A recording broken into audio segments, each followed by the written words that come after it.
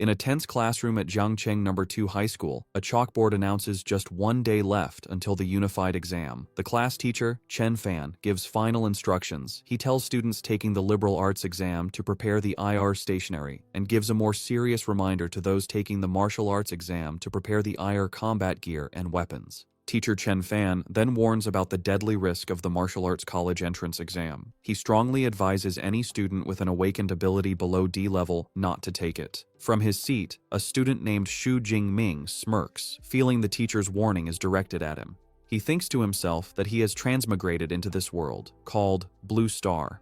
It is technologically similar to his old one, but it is also inhabited by ferocious, bloodthirsty beasts. To counter this, some humans have awakened superpowers. In this world, people can awaken various abilities at age 16, which are rated on a scale from F to S. However, the majority of people only awaken skills between F and D. As he considers his own power, a small flash of lightning appears. He reveals that his ability is an E-grade weak electricity, and he notes with disappointment that its power is only comparable to a simple stun baton. As Xu Jingming reflects, a blonde-haired classmate, Huang Tian, taps on his desk. He mockingly asks if Xu Jingming still plans to take the martial arts exam, calling him E-grade trash, who would only shame the school. Huang Tian suggests Xu Jingming should just choose liberal arts and offers him a future as a small clerk in his company. Before Xu Jingming can answer, a female classmate, Lin Qingli, stands up and tells Huang Tian to mind his own business. Annoyed, Huang Tian scoffs at her and promises to show her who is best during the exam. As he walks away, he glances back and adds a cruel remark, predicting Xu Jingming will die on the exam grounds. After Huang Tian leaves, Lin Qingli turns to Xu Jingming with concern. She advises him to ignore Huang Tian's words and suggests that switching to liberal arts might not be a bad option. Xu Jingming listens to her silently, his expression unreadable. Lost in thought, Xu Jingming looks at his Great Xia Unified Exam registration form. The form lists his E-level elemental ability. In the Great Xia Kingdom, education is split into liberal arts and martial arts.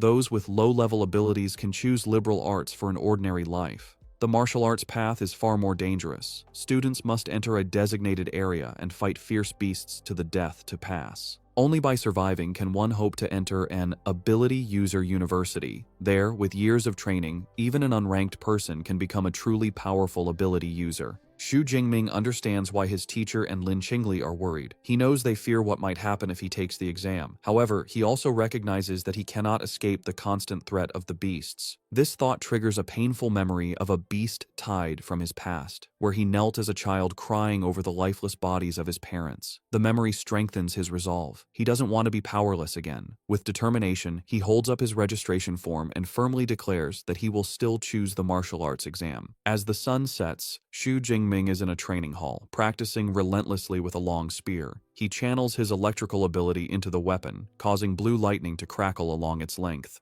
With a cry, he executes a powerful swing. The intense training quickly leaves him drained. He lets out a large yawn, complaining about how tired he is, and then collapses onto the floor, his spear falling beside him. Lying on the ground, Xu Jingming thinks about his training. He has been practicing with the spear for 2.5 years. Despite his efforts, his proficiency is still at a beginner level. He bought a spear technique called Lightning Gale Break for 300,000, which he believes makes him a little stronger than other ordinary E-class awakened ones. As he lies there, a grim thought crosses his mind. He knows the death rate for students below D class in the exam is increasing every year. This thought strengthens his resolve. To get into an awakened university, he must be prepared to fight with everything he has. He pushes himself up and approaches a machine, clenching his fist. As his hand nears the machine's panel, a blue holographic interface suddenly materializes, displaying "System Activating." Xu Jingming's eyes widen in shock as he tries to comprehend what is happening. The system's activation finishes, and a new message asks if he wants to claim the newbie gift package. Still on the floor, he realizes this could be the legendary cheat system for transmigrators. His shock turns into excitement. A wide grin spreads across his face as he wonders what the gift package contains. The system immediately reveals the contents: an S-rank super ability and 200 ability points. He is momentarily speechless. An S-rank ability is exceedingly rare. In a major country like Manhwa, a person with one is instantly recruited by top universities and cultivated into a powerhouse. Xu Jingming is stunned by his unbelievable fortune. The revelation fills him with hope. He realizes that even though he was born as E-rank trash, this system gives him a chance to change his destiny. With a determined grin, he reaches out his hand, crackling with his old weak electricity, and says, "Claim," accepting the gift without hesitation. Immediately, 3 system windows appear. The newbie gift package is claimed, 200 ability points are credited, and the system begins distributing his new S-rank ability, Purple Cloud Thunder God's Lightning. The power surges directly into his heart. The process is incredibly painful. An immense power erupts from within him as violent purple lightning surges through his body, tearing his shirt. A progress bar appears, slowly climbing as the energy explodes outwards, shattering the interior of the room. The blast is so powerful it blows out the apartment window. The commotion is noticed on the street below. A woman points up at the strange energy, and her child asks what is happening. A young man frantically makes a phone call, urging someone to call the fire department for the Shu family's child. Inside, Xu Jingming writhes in agony as the integration continues past 50%. On the streets, people look up as the sky turns dark and ominous. Above the apartment, a colossal dragon formed of crackling blue lightning materializes. The event attracts powerful individuals. A man in a high-rise wonders if a powerful beast is invading. Elsewhere, a military commander orders Jiang Cheng's 3rd Legion to high alert. Back at the apartment, the lightning dragon swirls in the sky before diving back down, funneling its immense energy into Xu Jingming's body. Xu Jingming lets out a final scream as the system's progress bar jumps to 100%. The light and pain fade, replaced by a simple message: ability transformation complete. The overwhelming energy subsides, leaving Xu Jingming in his devastated training room. He slowly clenches his fist, feeling the immense power he now commands. Potent blue and purple electricity crackles around his hand. A confident grin spreads across his face. He recognizes this S-rank ability is on a completely different level. He thinks his old ability was like an electric baton, but this new power feels strong enough to shatter a person with one strike. His excitement is lessened as he sees the destruction. The windows are shattered and the walls are cracked. He thinks the commotion was a bit too large and feels relieved he managed to control some of the energy. He then remembers the other part of his reward, 200 ability points. He wonders aloud what they are for as he touches the system interface. The system explains that ability points are obtained by killing fierce beasts and can be used to increase his levels and skills. A mischievous grin returns to his face. He expresses his delight at the simple cheat system and tells it to open the system panel. A detailed status screen appears, displaying his new profile, his name, his level as an unranked awakened, his new S-rank ability, Purple Heaven Divine Thunder, and his 200 available ability points. With the unified exam just 1 day away, Xu Jingming's eyes glow. He knows he must use these 200 points wisely to maximize his combat power. Lightning crackles around his hand as he tells the system to allocate the points for him. Xu Jingming decides to use his points logically, reasoning that all abilities come from the human body and spirit. He chooses to strengthen these 2 attributes first. As the system processes the points, his stats for physique and spirit quickly increase. A surge of dark purple energy erupts and swirls around him. He looks slightly dazed, marveling at the feeling of his vital energy and thoughts being enhanced. Clenching his fist, he feels the new power inside him. He throws a test punch, and a vortex of blue and purple lightning explodes from his fist, a display of power far beyond what he could do before. He looks at his hand, surrounded by crackling energy, and understands that by raising his basic attributes, his control over his combat skills and powers will also be stronger. The system panel confirms the upgrade, showing his physique is now 141 and his spirit is 160. It explains that each ability point was equal to 0.2 units of vital energy, or spirit energy. A confident grin spreads across his face. He believes that with his current strength, getting into an Awakener university will be easy, but he wonders how he now compares to the other 700,000 candidates in the province, especially the geniuses trained since childhood. Deciding to find out, he kicks his spear up from the rubble on the floor. As he catches it and slings it over his shoulder, he resolves to go to the martial arts hall to test his new power levels. As he prepares to leave, his apartment door is suddenly kicked open. A team of 3 firefighters bursts in, ready to fight a fire, leaving Xu Jingming stunned. The lead firefighter, looking confused by the lack of a fire, explains they received a call about a fire at this location. Standing in the wrecked room, Xu Jingming calmly explains that the commotion was caused by his ability training, and that everything is now fine. The lead firefighter accepts the explanation, knowing that incidents with awakened individuals are common. He radios his team to fall back. As he leaves, he looks back at Xu Jingming with admiration, thinking how formidable the younger generation is to cause such a commotion just by practicing. Shortly after, the fire truck drives away. As Xu Jingming, now in his school uniform and carrying his spear, walks down the street, a neighbor he calls Uncle Yang asks if he is okay after the fire.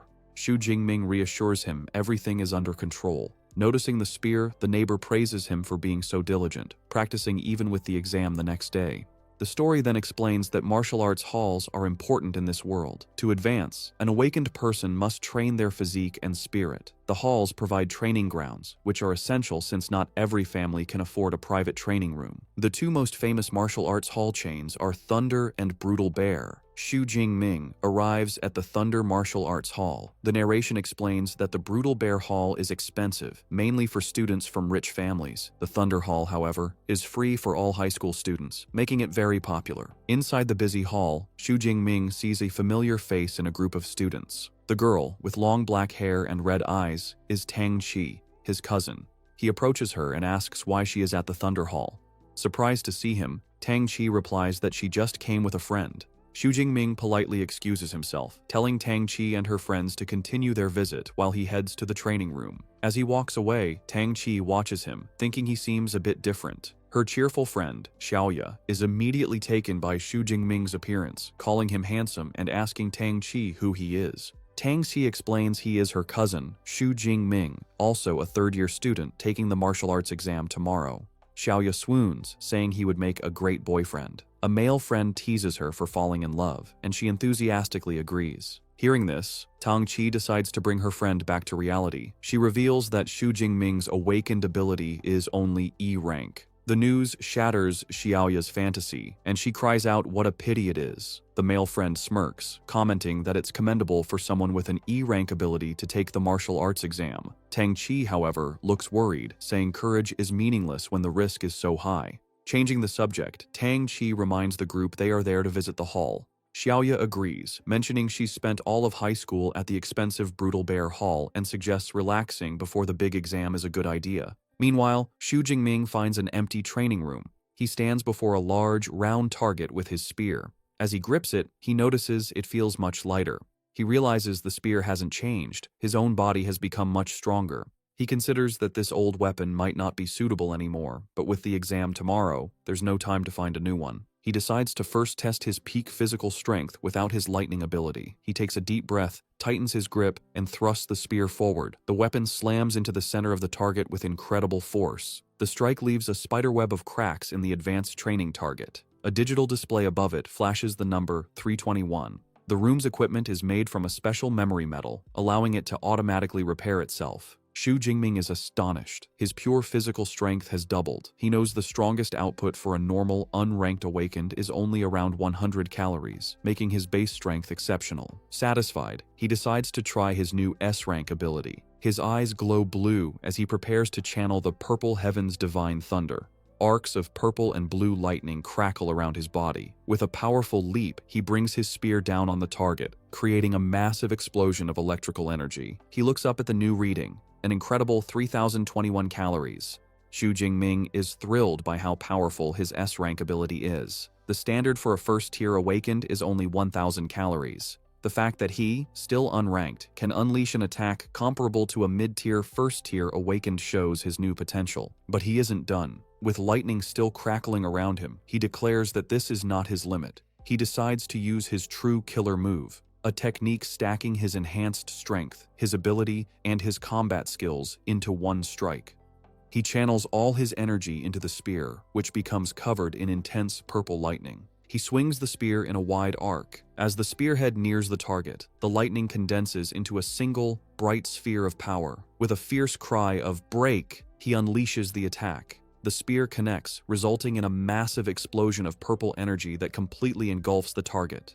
The force of the attack sends a shockwave through the entire martial arts hall. In the main stadium, students are shaken, with one crying out, wondering if it was an earthquake. On the training room floor, Tang Qi, Xiaoya, and their friends are thrown off balance. The male friend recognizes the powerful energy fluctuations, stating they are on the level of a true awakener. They wonder if a new awakener-level high school student has just appeared since all the known ones train at the other hall. Driven by curiosity, Tang Chi says they should go see. The group follows the trail of energy down the corridor. As they turn a corner, they come face to face with Xu Jingming, who is leaving the area with his spearhead now wrapped in a cloth. Tang Chi calls out to him, surprised to see him there. Xu Jingming calmly says he is heading home to prepare for the exam, giving no hint of the power he just used. His friend wishes him luck but dismissively tells the group to forget him, pointing to the training room Xu Jingming just left, saying the energy came from there. The group approaches the door. Peeking inside, they see a scene of total devastation. The advanced memory metal target has been completely destroyed, and the reinforced wall behind it is a massive crater of rubble. The entire room is a wreck. Tang Chi, Xiaoya, and the others can only stare in pure shock, unable to comprehend the level of destructive power that was just unleashed in a high school training room. Staring at the destruction, Xiaoya exclaims that even the advanced memory metal was blasted through, which would require an incredibly intense attack. She wonders if any high school student in their city of Jiangcheng is actually that powerful. The brown-haired male friend dismisses the idea. Touching the crater's edge, he says the residual energy feels too violent for a high school student. He theorizes it was a powerful second-order ability user who mistakenly entered the student-level floor. Another friend agrees, adding that even a genius from the provincial capital couldn't do this, making it impossible for such a person to be in their small city. Xiaoya, however, suggests a different theory. She points out that the only person they saw nearby was Xu Jingming and excitedly suggests he might be a hidden super genius. Her friends ridicule the idea, with one asking if she's been reading too many novels. The other points out that Xu Jingming is a known E-class user who would be lucky to have an attack strength of 300.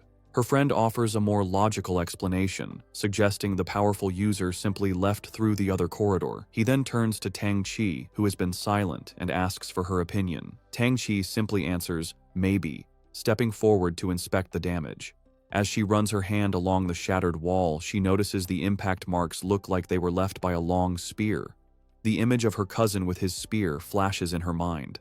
A deep suspicion forms, and she silently wonders if Xu Jingming taking the martial arts exam is really him overestimating his abilities. The next day is clear and bright, the day of the martial arts exam. Dozens of buses arrive at a massive, fortified venue, dropping off students armed with various weapons. Among them is Xu Jingming, walking with a calm and confident stride, his spear on his shoulder. The students gather by a tall fence, looking into the exam grounds with a mix of awe and terror. One student complains nervously, recalling that past exams had much weaker beasts. The consensus is that this year's exam will be incredibly difficult. As the students share their fears, an arrogant voice cuts through the crowd. A long-haired young man with a large sword scoffs at their cowardice. He declares that anyone who can't deal with a unicorn rhinoceros is useless, leaving the other students speechless. Nearby, Xu Jingming's best friend, Liu Ji, asks who the arrogant guy is. Xu Jingming identifies him as Zhou Mingyang. Liu Ji explains that Zhou Mingyang is a well-known genius with a B-class ability who has already advanced to become a first-order ability user, a rare feat for a high school student. Xu Jingming looks at the prodigy with a confident smile and a competitive glint in his eye, silently wondering who is stronger. Suddenly, a loud voice calls for the candidate's attention. A stern-looking man with a scar, dressed in a military-style uniform, introduces himself as Wang Haiyang, the chief commander of the exam. He says that before the exam begins, he will review the important precautions. Standing on a military vehicle, Commander Wang Haiyang announces the exam will last 12 hours, from 9 a.m. to 9 p.m. He gestures to the vast, ruined town that serves as the exam venue. He explains that it is divided into 4 zones: outer, central, inner, and core.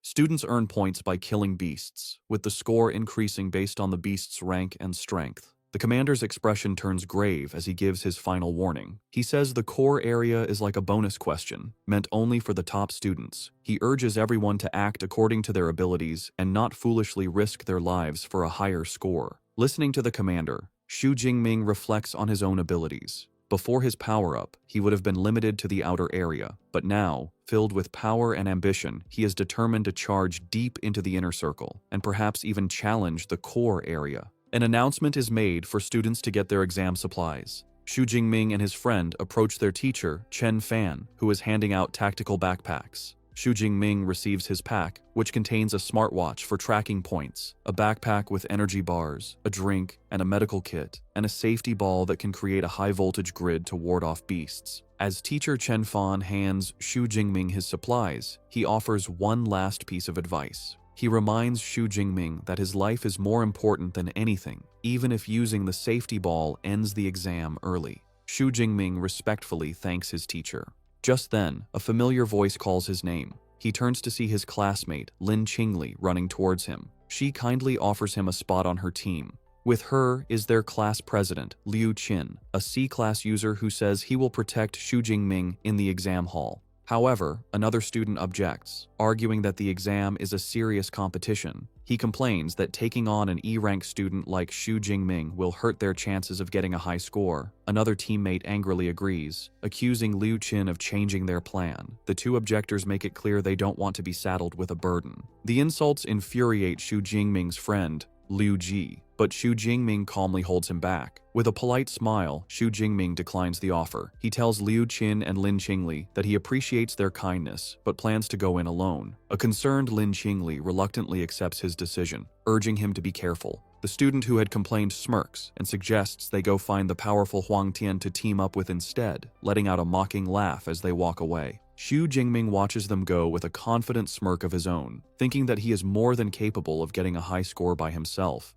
An announcement rings out, declaring the official start of the exam. A fleet of drones swarms into the sky, ready to live broadcast the event. The massive gates open, and a flood of students charges into the ruined city, shouting their goals. Among the crowd are Tang Qi and her friends, a determined-looking girl with a large sword, and the top contender, Zhou Mingyang, who uses his wind ability to leap ahead of the pack. In contrast, Xu Jingming remains calm. He takes a single step, then breaks into a steady run, his spear in hand, thinking that the exam has finally arrived and he is ready. As he runs, he taps his smartwatch. A holographic screen confirms his identity and displays the real-time rankings. The top 3 spots are already filled, with Zhou Mingyang in first place with 7 points, followed by 2 other students. Xu Jingming looks at the leaderboard with a confident smirk. He notes that Zhou Mingyang has already started killing beasts, but the early lead only fuels his own competitive spirit. While others fight in the outer sections, Xu Jingming decides on a bolder strategy. He resolves to waste no time and head straight for the high-risk, high-reward core area. As he moves deeper into the ruined city, he suddenly stops. Ahead, he discovers a gruesome scene: the lifeless body of another student in a pool of blood. Beside the body is an unused green safety ball, showing how fast the attack must have been. Xu Jingming is disturbed by the sight. He realizes the student didn't even have a chance to activate his last defense. The grim reality of the exam hits him, and he understands the weight behind his teacher's and the commander's warnings. He thinks that if he hadn't received his S-class ability yesterday, he could have easily ended up in the same state. Steeling his resolve, he accepts the brutal nature of the exam. He kneels beside the fallen student and uses the boy's smartwatch to call for the body to be retrieved. He reflects that opportunities always come with risks. Suddenly, he hears a noise nearby. From the shadows of a ruined building, a large clawed paw silently appears. A moment later, a ferocious shadow cat with glowing purple eyes emerges. Xu Jingming instantly realizes the horrifying truth. The beasts had left the dead student as bait. It's a trap, and the beast lunges towards him. Despite the shadow cat's terrifying lunge, Xu Jingming remains perfectly calm. The beast growls menacingly as it pounces with incredible speed, its shadowy claws extended. But Xu Jingming is even faster. With a fluid, casual movement, he sidesteps the attack, letting the beast fly past him. The shadow cat lands gracefully, its glowing purple eyes locked on its prey. Its reputation is well earned. With an agile body, sharp claws, and a bite force of over 1,000 kilograms, it is a deserved newbie killer. It lets out a ferocious roar, trying to intimidate Xu Jingming. As he faces the beast, Xu Jingming thinks about what makes these creatures so dangerous. He knows fierce beasts have a special, terrifying aura that can paralyze their prey with fear. He's heard that most awakened people, when facing a fierce beast for the first time, become helpless under this pressure, unable to use even 30% of their strength as they wait to be killed. He thinks about how wealthy families hire bodyguards to take their children into the wilderness, to get them used to this aura from a young age, a privilege he never had. Knowing this is his first true battle against a fierce beast, he readies his spear as the shadow cat lunges at him again. The beast closes the distance instantly, its mouth wide open, but Xu Jingming stands his ground, completely unaffected. Arcs of purple lightning crackle along his spear as he channels his power. In a single, swift motion, he thrusts the spear forward, the lightning-infused tip piercing through the shadow cat's head and killing it instantly. He looks down at the dead creature with a thoughtful expression. He realizes the beast's intimidating aura had no effect on him. A moment later, a blue holographic window appears from his smartwatch, confirming the kill. Killed one unranked fierce beast, a shadow cat. Ability points, +3. A note explains that fierce beasts are ranked from 1 to 9, and those below rank 1 are unranked, corresponding to unranked human awakened people. Xu Jingming looks at the map of the venue on his watch. He considers that killing beasts grants him ability points, but he seems unimpressed by the small reward, thinking that unranked beasts give far too few points. Realizing he is unaffected by the intimidating aura of fierce beasts, Xu Jingming concludes there is little point wasting time in the outer area. He resolves to get to the more dangerous central area as quickly as possible. He begins his journey deeper into the exam venue, cutting a bloody path through the unranked beasts. He effortlessly kills shadow cats, iron-furred pigs, and wolf-like creatures, gaining a steady 3 to 5 ability points with each kill. However, he identifies a flaw in his approach. While he has gained ability points, he recognizes that he lacks actual combat experience. His new S-rank ability is so overwhelmingly powerful that it kills unranked beasts instantly, preventing him from honing his fighting skills. He also considers the high energy cost of his new power. He knows higher-ranked abilities consume more energy. Unlike his old E-rank ability that could last for hours, he can't maintain his S-rank power at full strength for even an hour. With the exam lasting 12 hours, he understands he cannot waste energy before reaching the core area. He decides on a new strategy. He will kill fierce beasts using only his spear technique to gain experience and conserve power. Just as he makes this decision, a new, much larger threat appears, a formidable bipedal unicorn rhinoceros. The massive beast roars and charges, tossing a wrecked car aside with its immense strength. Instead of retreating, Xu Jingming stands his ground and faces the charge head-on. The powerful impact of the rhino's horn sends him flying backward. With incredible agility, Xu Jingming uses the momentum to flip himself in mid-air, positioning himself directly above the beast. Before the rhino can react, he dives down, landing on its back and plunging his spear deep into its skull with a single, precise strike. The massive beast collapses, defeated. Breathing slightly, Xu Jingming is surprised by how much faster his killing speed has become, noting that even a powerful beast like the rhinoceros wasn't much of a challenge. A thought strikes him, and he wonders if his spear technique broke through to a higher level without him realizing it. He summons his system panel, which confirms his suspicion. His spear technique has leveled up to the intermediate stage, and his ability points have risen to 256. He concludes that relying on his spear technique is the most effective way to boost his strength. Feeling how fluid the intermediate technique is, he wonders what would happen if he improved it further. Using his accumulated points, he decides to upgrade his spear skill again. The effect is instant. A massive influx of advanced spear techniques and complex movements floods his mind, integrating into his muscle memory. He clutches his head, amazed by the sheer volume of skill he just acquired. With a wealth of new techniques, Xu Jingming feels a surge of confidence. Gripping his spear, he stands tall amidst the ruins with a predatory smile. He declares that he can't wait to find a first-rank, fierce beast to test his new skills on. At the same time, in another part of the outer area, Lin Qingli and her team are moving through the streets. Suddenly, Lin Qingli stops, puzzled. In the distance, she thought she saw a familiar silhouette. She voices her thought, saying she thinks she just saw Xu Jingming. One of her teammates dismisses the idea, asking if she's seeing things. He argues it couldn't be Xu Jingming, as it would be suicide for someone with his E-rank strength to be this deep into the exam zone. Lin Qingli is filled with doubt, but can't shake the feeling that she saw her classmate.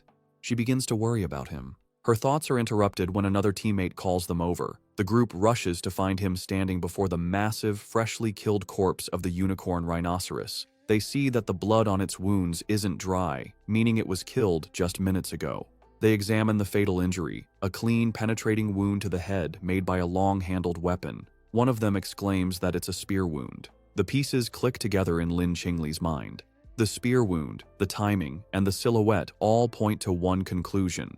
She wonders aloud if the person she saw could really have been Xu Jingming. The skeptical teammate scoffs at the suggestion, arguing that a unicorn rhinoceros is a beast that only a C-rank awakened person could defeat alone. To settle the argument, another teammate suggests they check the score rankings. Without hesitation, Lin Qingli activates the leaderboard on her smartwatch. As the rankings appear, her eyes widen in shock. There, in 46th place with 256 points, is Xu Jingming, Zhangcheng Second High School. She exclaims that it really is him. Her Her teammates are speechless, their faces showing pure disbelief. They refuse to accept that the E-rank student they looked down on is now in the top 50, speculating it must be someone with the same name. They are left questioning everything, unable to comprehend the situation. Meanwhile, far from the battlefield, officials and VIPs watch the exam on large screens. One spectator comments on the predictable strength of the first high school, which dominates the top 10 ranks. They single out Zhou Mingyang, ranked first with 412 points, who seems to have secured the title of Jiangcheng's top student. Another official wonders if he can become a provincial top 100 student, a feat no one from their city has achieved in years. Among the officials is Zhang Wenshan, the director of the Jiangcheng Education Bureau. With a self-satisfied smile, he agrees that Zhou Mingyang is their city's ace and expresses confidence that he will break into the provincial top 100. He then turns to the principals of the first and third high schools, praising their institutions. The principals humbly thank the director. While praising the top schools, Director Zhang Wenshan turns to the principal of the second high school, Zhao Yao. He condescendingly tells him that his school needs to work harder, noting their best student is only ranked 18th. The principal sweats nervously, bowing and stammering his agreement. Principal Zhao Yao is inwardly fuming. He knows that among the top 50 students, only 8 are from his school. He mentally lists his top students, including Xu Jingming, urging them to get their act together. A moment later, he pauses. The name Xu Jingming doesn't sound familiar. He wonders aloud who this student is and why he's never seen the name before. He turns to the teacher beside him, who is Chen Fan, and asks about Xu Jingming. Upon hearing that his supposedly weakest student is in the top 50, teacher Chen Fan has a jaw-dropping reaction of pure shock. He takes a moment to compose himself, wiping sweat from his brow. He recalls that Xu Jingming is an E-rank awakened and wonders if the boy had been hiding his true strength, but he dismisses the thought as impossible. He looks up at the monitors in frustration, realizing that since only the top 10 students have dedicated camera feeds, there is no way for him to see how Xu Jingming is accumulating so many points. Meanwhile, back in the exam venue, Xu Jingming has pushed through the outer area and arrived at the central area, a zone with a much higher danger level. He walks calmly through the streets, crushing a bottle underfoot. Taking a moment to eat an energy bar, he observes that the number of fierce beasts has decreased. He knows this is because ranked beasts have developed intelligence and a sense of territory, making them more difficult opponents. Suddenly, his sharp senses pick something up. His eyes narrow as he announces that his target has arrived. An instant later, a powerful striped beast bursts through a pile of wrecked cars. The creature is a first-rank fierce beast, an arm-blade tiger named for the sharp, blade-like bones on its forelimbs. Xu Jingming stands his ground, unfazed. He remarks on his good luck, pleased to have encountered a first-rank beast so soon. With a confident and eager expression, he readies his spear, declaring that this powerful opponent is the perfect test for his newly upgraded spear technique. The arm-blade tiger lets out a ferocious roar and lunges, its powerful claws ready to attack. Xu Jingming remains calm and composed, holding his spear defensively. With a graceful spin, he deflects the tiger's initial pounce, expertly parrying the beast's attack with the shaft of his spear. The force of the blow causes the tiger to recoil slightly. Xu Jingming, however, seems completely unimpressed. With a confident smirk, he mockingly asks if this is all the power a first-tier beast has, musing that it would take a Tiger King to make him use more effort. His taunt enrages the beast. Declaring that he is sending it on its way, Xu Jingming goes on the offensive. He leaps forward with incredible speed, his spear becoming a blur as he lands a clean, deep strike on the tiger's shoulder, drawing blood. The beast roars in pain and fury, but Xu Jingming gives it no time to recover, maintaining his calm, focused stance. His attack has only enraged the first-rank beast further. Its eyes begin to glow with a menacing teal light. It rises up on its hind legs, towering over Xu Jingming, and lets out a deafening roar as it prepares to unleash its full power. The arm-blade tiger brings its massive, bladed paws down in a devastating swipe. Xu Jingming, showing incredible reflexes, dodges the attack and uses the momentum to swing himself around a nearby lamppost, avoiding the deadly claws and setting himself up for a powerful counterattack. Landing gracefully after his acrobatic move, Xu Jingming acknowledges the tenacity of the first-tier beast. He can see that despite its injuries, the arm-blade tiger still wants to put up a desperate struggle. Deciding to end the fight, he declares that any further resistance is futile. He begins to channel his spear technique, Lightning Gale Break, and a vortex of blue energy swirls around his weapon. With a powerful war cry, he unleashes the technique. His body becomes a blur as he executes a devastating spinning attack, the energy from his spear creating multiple slashing arcs of light. The attack connects, and the tiger lets out a final, agonized cry as the powerful technique tears through its body. The massive beast collapses to the ground, defeated. A notification immediately appears on Xu Jingming's smartwatch, confirming the kill of a first-tier armored tiger and awarding him 14 ability points. He notes with satisfaction that the points from a first-tier beast are almost double what he gets from an unranked one. A new perspective dawns on him. He realizes that while the exam hall is a place of danger for others, for him, it is a perfect treasure ground to level up. With renewed determination, he vows to harvest as many ability points as he can by hunting the most powerful beasts. Back in the audience stands, the atmosphere is tense as officials and teachers watch the live rankings. The leaderboard shows Xu Jingming is now tied for 32nd place with 328 points. An official turns to teacher Chen Fan, asking if this surprising student is from his class. Suddenly, Chen Fan is the center of attention. Other teachers praise him, marveling that only students from his class have broken into the top 50 from their school. They compliment his teaching methods. A flustered Chen Fan humbly deflects the praise, insisting it is all due to the student's own hard work. Their conversation is cut short when someone shouts and points at the screen. Xu Jingming's ranking has skyrocketed again, jumping to number 25. One official exclaims in disbelief that he somehow gained 44 points at once. Director Zhang Wenshan mentally calculates the point values, recalling that a peak unranked beast is worth 6 tier 8 points, while a low-grade first-tier beast is worth 14 to 16 points. Principal Zhao Yao continues the thought, his face pale with shock. He remembers that the kill count updates every 4 seconds, and an impossible realization begins to form in his mind. Director Zhang Wenshan completes the stunning calculation. Within a mere 4 seconds, Xu Jingming must have killed either 5 peak unranked beasts or 3 low-grade first-tier beasts. A pleased smile spreads across his face as he remarks that this kind of performance hasn't been seen in years. He turns to Principal Zhao Yao and comments that this student is a very good prospect, asking why he has never heard of him. The principal, still flustered, admits he has only just found out about Xu Jingming himself and says they will have to ask the boy's homeroom teacher. He immediately summons a nervous teacher Chen Fan, telling him to explain Xu Jingming's situation to the leaders, specifically asking about his talent. Standing before the city's top education officials, a sweating Chen Fan stammers out the unbelievable truth. Xu Jingming awakened an E-grade ability. Weak electricity. The principal is incredulous, asking if Chen Fan is certain he hasn't remembered incorrectly. Chen Fan insists that he is sure. He adds that he specifically advised Xu Jingming not to participate in the exam due to his low-rank ability. Director Zhang Wenshan listens with growing curiosity. He deduces that for a student with only an E-grade ability to get this far, he must have other outstanding qualities. This mystery piques his interest. He decides to wait, confidently predicting that with Xu Jingming's momentum, he should soon break into the top 10.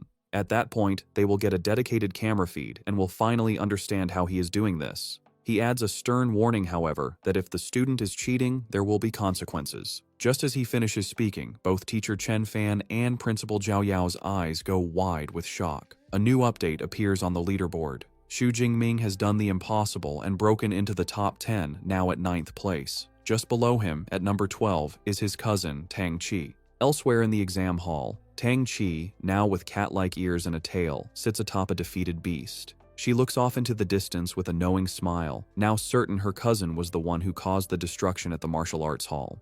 The top-ranked student, Zhou Mingyang, also notices the new name on the leaderboard. He notes with some surprise that, with 6 hours still left, a new face has squeezed into the top 10. He thinks to himself that he has never heard of Xu Jingming before. Because he is in the top 10, a dedicated camera drone is sent to follow Xu Jingming.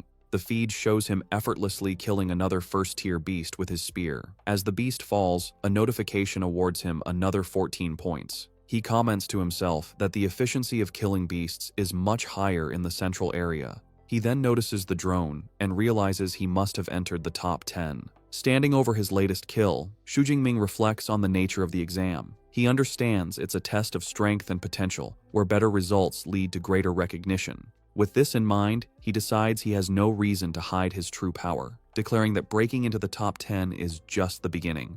Before challenging the core area, he decides to improve his strength again. He checks his system panel, which shows his spear technique is now at the advanced level, and he has 312 ability points. He notes with some disappointment that his level hasn't automatically promoted from awakened. He deduces that the only way to advance to a true ability user is by learning a specific cultivation method, which he cannot do during the exam. Since he can't increase his rank, he decides to continue improving his basic attributes. He spends some points, boosting his physique by 40 and his spirit by 22. Feeling a surge of new power, he clenches his fist, ready to finally head to the core area. He soon arrives at the entrance to the core area, where the danger level is highest. He is greeted by a brutal scene, a pack of 9 armored tigers devouring the corpse of a large, rhino-like beast. From a safe distance, Xu Jingming observes the pack. He quickly identifies the one in the middle, which is larger and has a more powerful aura, as the armored Tiger King. Far from being intimidated, he sees this as a great harvest of points waiting for him. Just as he prepares to move, he senses another presence.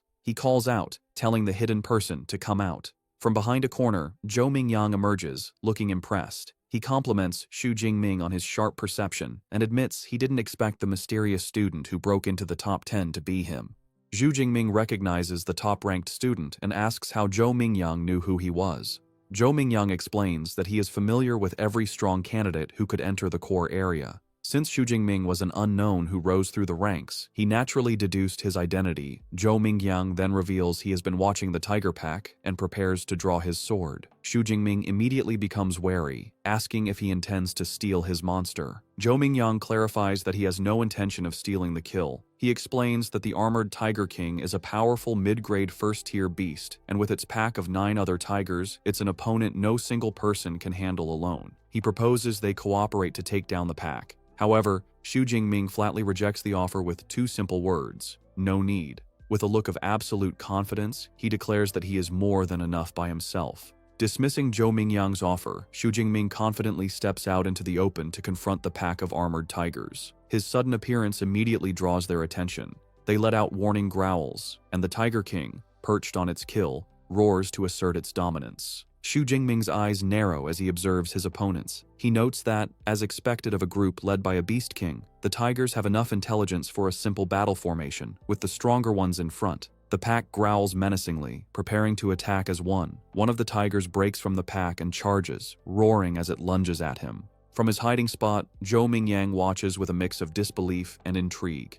He decides to observe the encounter, curious to see if Xu Jingming is just marching to his death or if he has some special skill to back up his incredible confidence. Facing the charging beast, Xu Jingming remains perfectly still, a calm aura around him as he prepares his spear. In a blur of motion, he begins to spin the weapon with blinding speed, the shaft becoming a near-invisible circle as he gathers energy for his attack. He unleashes a devastatingly wide spinning sweep, sending a massive arc of force tearing through the air towards the attacking beasts. The attack connects with overwhelming power. In a single, brutal motion, his spinning spear cuts through several of the tigers at once, sending a spray of blood across the street. System notifications instantly pop up, confirming his kills and awarding ability points. The lifeless bodies of the tigers collapse onto the blood-soaked pavement, the initial wave of the pack annihilated by his single, powerful strike. The armored Tiger King is enraged by the slaughter of its pack. Xu Jingming, however, looks at the carnage with a hint of dissatisfaction. He remarks that it's a pity his physical strength is still lacking, as he was unable to kill all the tigers in one blow. The remaining tigers, led by their enraged king, surround him, ready to avenge their fallen pack members. The Tiger King unleashes a deafening roar, a powerful sonic attack meant to disorient its opponent. The force of the roar is so immense that it shatters the windows of nearby buildings, creating a rain of glass. Even Zhou Mingyang, watching from a safe distance, is affected by the sonic blast, clutching his head in pain. Xu Jingming, however, stands firm amidst the shattering glass, completely unfazed. He recognizes the Tiger King's attempt to intimidate him. With a defiant look, he declares that while the beast might scare others, it can't scare him. As the remaining tigers lunge at him from all sides, Xu Jingming meets their charge with fluid grace and deadly precision. He parries one tiger's attack, then uses the beast's own body as a springboard to launch himself into the air, avoiding the snapping jaws of another. The Tiger King, seeing an opening, charges forward, but Xu Jingming is ready. Still airborne, he positions himself for a decisive strike. With a powerful overhead swing, he brings his spear down directly onto the Tiger King's head, the immense force cleaving through the beast's skull and killing it instantly. He lands gracefully as a system notification confirms the kill of an upper-rank First-Order Arm-Blade Tiger, awarding him a massive 20 ability points. Watching from his hiding spot, Zhou Mingyang is utterly dumbfounded. Sweating and wide-eyed, he can't believe what he just witnessed. He mutters to himself that there's no way one person could have taken care of the entire pack, wondering what kind of monster Xu Jingming truly is. Xu Jingming, on the other hand, is ecstatic. He marvels at the huge harvest of ability points he earned from the Tiger Pack. He excitedly wonders how many points he can accumulate before the 12-hour exam is over. Knowing that more points mean more power, he decides to hurry and find the next group of beasts to hunt. Before he can leave, Zhou Mingyang runs out from his hiding spot, demanding to know how Xu Jingming managed to crush the tigers with just a long spear. He asks if his ability is a reinforcement type, which would explain his incredible physical prowess. Without stopping, Xu Jingming simply leaps away, calling back that he is a lightning type. Zhou Mingyang is left fuming, not believing the answer. He clenches his fist in frustration, thinking Xu Jingming is being dismissive. A moment later, he realizes that with so many new kills, Xu Jingming's score is likely to catch up to his. He quickly checks the leaderboard on his smartwatch. To his absolute horror, he sees that Xu Jingming has not just caught up, but completely surpassed him. The leaderboard now shows Xu Jingming in first place with 1,122 points, while he has been pushed down to second with 985. The realization leaves him screaming in frustration. Back in the audience stands, the officials are erupting with excitement. Director Zhang Wenshan stands up and declares that Xu Jingming's high-level spearmanship confirms he is a genuine genius. He claps a beaming Principal Zhao Yao on the shoulder, announcing that with Xu Jingming representing them, Zhang Cheng can definitely get into the provincial top 100. He promises a commendation for the second high school after the exam, much to the principal's tearful delight. Principal Zhao Yao is overcome with emotion, thinking what a huge surprise Xu Jingming has been, finally giving his school its day to shine. 3 hours later, in the core zone, Zhou Mingyang walks through the streets, looking utterly confused. He wonders aloud where all the fierce beasts have gone. A voice from behind him suggests that he'll have to ask the #1 ranked student. He turns to see his cousin Tang Qi, along with other top-ranked students Wu Hao and Meng Di. Tang Qi points to the empty streets, explaining that Xu Jingming has already killed all the beasts. She says that because they couldn't find any beasts to fight, they had to team up. Zhou Mingyang is left stunned, finding it impossible to believe one person could have cleared out the entire core zone. Tang Qi tells Zhou Mingyang that she can tell he hasn't been a ranked ability user for very long. To prove her point, she tells him to look at her cousin's current score. She activates her smartwatch, and the leaderboard appears. Zhou Mingyang's eyes go wide in disbelief as he sees the astronomical number next to Xu Jingming's name. 35 points, more than triple his own score. He can only stammer in shock. Tang Qi calmly explains the math. Subtracting the roughly 700 points Xu Jingming got in the central zone, he still earned over 2,500 points, meaning he must have single-handedly killed almost 200 fierce beasts in the core zone alone. A bead of sweat rolls down Zhou Mingyang's face as he realizes the truth. It wasn't that Xu Jingming was afraid of someone stealing his kills. He had planned to monopolize the entire core zone from the beginning. Wu Hao explains their current situation. With only a few hours left, the remaining top students have formed a team. Their plan is to brave the innermost core zone, a place they know is filled with upper-rank beasts and even a second-order beast king. He acknowledges that going in alone would be a death wish. Meng Di then formally invites Zhou Mingyang to join their team. With no other option, he agrees, shouting, "Count me in." The scene shifts to a quiet, moonlit rooftop. Xu Jingming sits alone atop a massive pile of slain beast corpses, his spear planted beside him. His supplies are completely exhausted, and he knows the exam is nearing its end. But his hunt for power is not over. He decides he must go deeper to get more ability points. Knowing the innermost core zone holds second-order fierce beasts, he resolves to strengthen his power one last time. He pulls up his system panel, revealing he has accumulated a staggering 2413 ability points. With a mischievous grin, he decides to put his points into an upgrade. After channeling the new power, he stands over the corpse of a massive bear-like creature, letting out a breath of relief. He feels confident that with this final boost, he should be able to handle this year's combat exam finale. As the other top students sprint towards the final area, their final sprint begins. Deep within the innermost zone, a terrifying new beast emerges from the ruins. A massive, white-furred, wolf-like creature with glowing red eyes and dangerous red crystals on its back. As the final challenge appears, Xu Jingming arrives on the scene, calm and ready.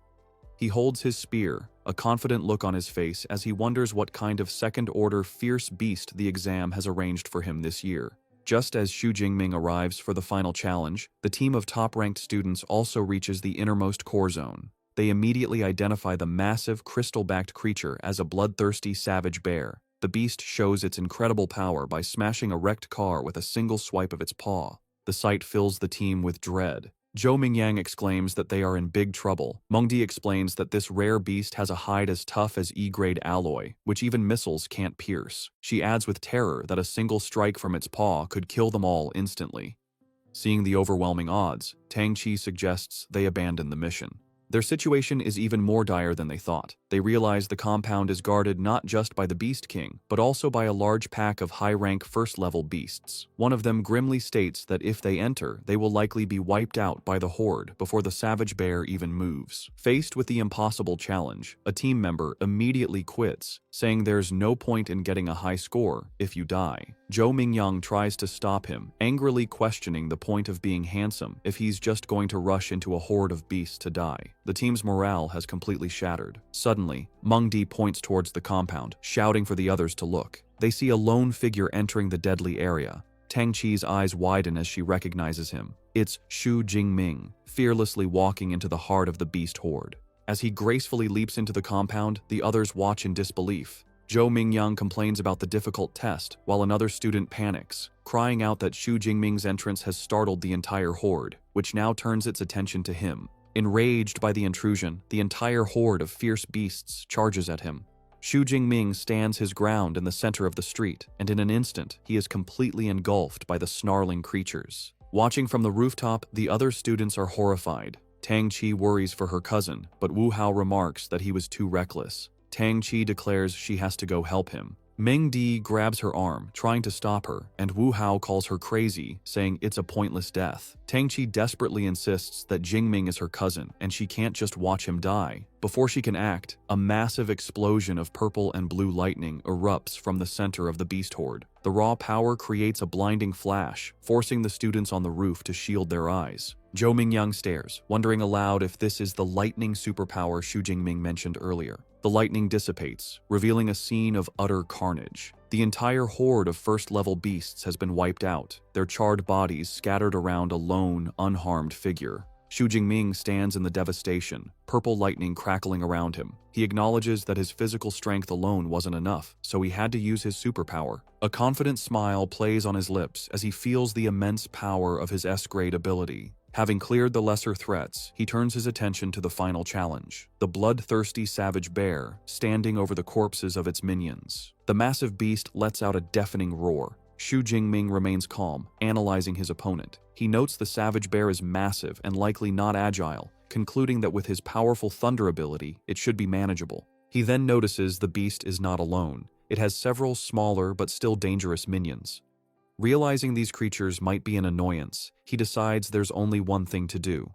With a look of fierce determination, his eyes glowing, he declares that he will clear the area first. He bursts into motion, his body enhanced by his S-grade lightning ability, moving with blinding speed as he blitzes through the remaining beasts. He effortlessly dispatches a high-rank Shadow Cat, his smartwatch confirming the kill and awarding him 13 points. With a confident grin, he marvels at the enhancement his superpower provides to his physique, but acknowledges he can't maintain the dangerous state for long. Knowing it's enough to clear the minions, he cuts down the last of the lesser beasts with a powerful sweep of his spear, earning another 15 points for a high-rank unicorn rhino. With the area cleared, the final confrontation begins. The savage bear roars in fury, slamming its massive paws into the ground and creating a shockwave that shatters the pavement. The beast charges, shaking the ground. Xu Jingming, wreathed in his lightning aura, meets the charge head-on. With a powerful leap, he dodges the charge and swings his spear in a devastating arc, shattering one of the large red crystals on the beast's back. The battle continues in a blur, with Xu Jingming expertly dodging the bear's attacks and landing precise strikes, shattering more crystals and wounding the beast. His smartwatch continuously updates with points as he dismantles the Beast King's defenses. The savage bear roars, enraged as it watches its minions fall. Xu Jingming, wreathed in lightning, taunts the beast, asking if it's getting angry. He promises to deal with it after taking care of the last minion. As he charges the final rhino, the Bear King watches with cunning intelligence. Just as Xu Jingming is about to strike, the Bear King moves with unexpected speed, smashing its own minion to bits to intercept him. Xu Jingming is surprised, realizing the beast anticipated his move. The Bear King claps its paws together, sacrificing its last minion to create a devastating shockwave that obliterates the ground and nearby cars. The final rhino is torn apart in the explosion. However, the attack fails to harm its target. Xu Jingming, surrounded by his lightning aura, gracefully flips through the air, landing safely and untouched by the explosion. With the battlefield cleared of lesser threats, only the two kings remain. Xu Jingming grins fiercely, his body crackling with power. He declares that with no minions left, it's time to see if the beast's armor-like hide can withstand the force of his thunder. With a powerful thrust, Xu Jingming plunges his lightning-covered spear into the bloodthirsty savage bear's head. The impact creates a huge explosion of purple energy that covers the drone following him, cutting its camera feed. The students on the rooftop are hit by the shockwave, shielding their faces from the blast. In the audience stands, the officials stare in stunned silence at the static-filled screen. Director Zhang Wenshan, shocked, turns to Principal Zhao Yao. He yells, asking if he calls the power they just saw an E-class ability and accusing him of kidding. Another official, also amazed, remarks that Xu Jingming could instantly kill a high-tier rank 1 beast and fight a rank 2 boss, a feat even an A-class user would struggle with. Principal Zhao Yao, sweating and at a loss, can only guess it might be a rare ability mutation. Regardless, Director Zhang Wenshan laughs and says that after today, the great Xia nation will be shaken by Xu Jingming's name. Back on the battlefield, the result of Xu Jingming's attack is clear. The bloodthirsty savage bear is wounded with a deep gash on its head, but it is not defeated. The beast roars and swats Xu Jingming with its paw, sending him flying. He is shocked his powerful attack only left a shallow wound. He lands hard on the ground, using his skills to recover. He quickly analyzes the situation. He realizes the savage bear's hide is resistant to blades and doesn't conduct electricity. He admits to himself that with his current strength, it will be hard to kill the beast in one shot. The enraged savage bear begins to gather dark energy around its body. Xu Jingming, sensing the immense power, can only look on in shock, saying, "What?" Dark energy gathers around the bloodthirsty savage bear as it powers up, rolling forward like a monstrous boulder. It smashes through everything, the ground seeming to buckle under its power. Xu Jingming leaps back onto debris as purple lightning crackles around him, readying himself. He is surprised the beast activated its berserk skill so quickly, recognizing the beast truly hates him.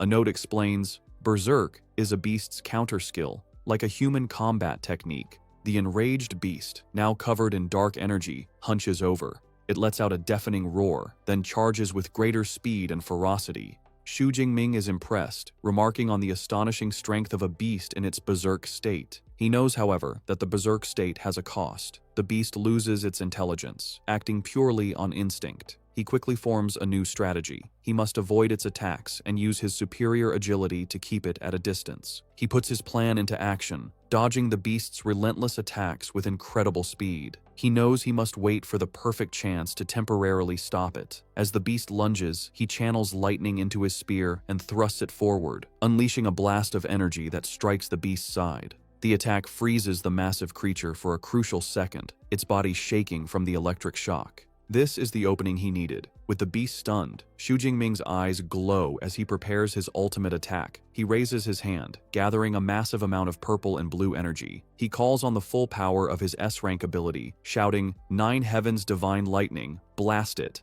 A huge torrent of divine lightning comes down from the sky, slamming into the bloodthirsty savage bear. The beast is engulfed in the blast, its roars drowned out by the crackling energy. When the light fades, the massive beast lies motionless, smoke rising from its charred body. Xu Jingming stands over it, a confident smile on his face as purple lightning dances around his fingertips. He remarks that after half a minute of his purple divine lightning, even the thickest defense couldn't withstand it. However, the battle isn't over. The beast's eye snaps open, glowing with a furious red light. With a final, desperate roar, it lunges, its massive jaws open for a final bite. The electrical power surging through its body causes a temporary paralysis, freezing it just inches from its target. Seeing his chance, Xu Jingming calmly states, "It's time." He gathers all his remaining power into his spear, his eyes glowing. He channels his ultimate technique, saying the words, lightning, gale, break.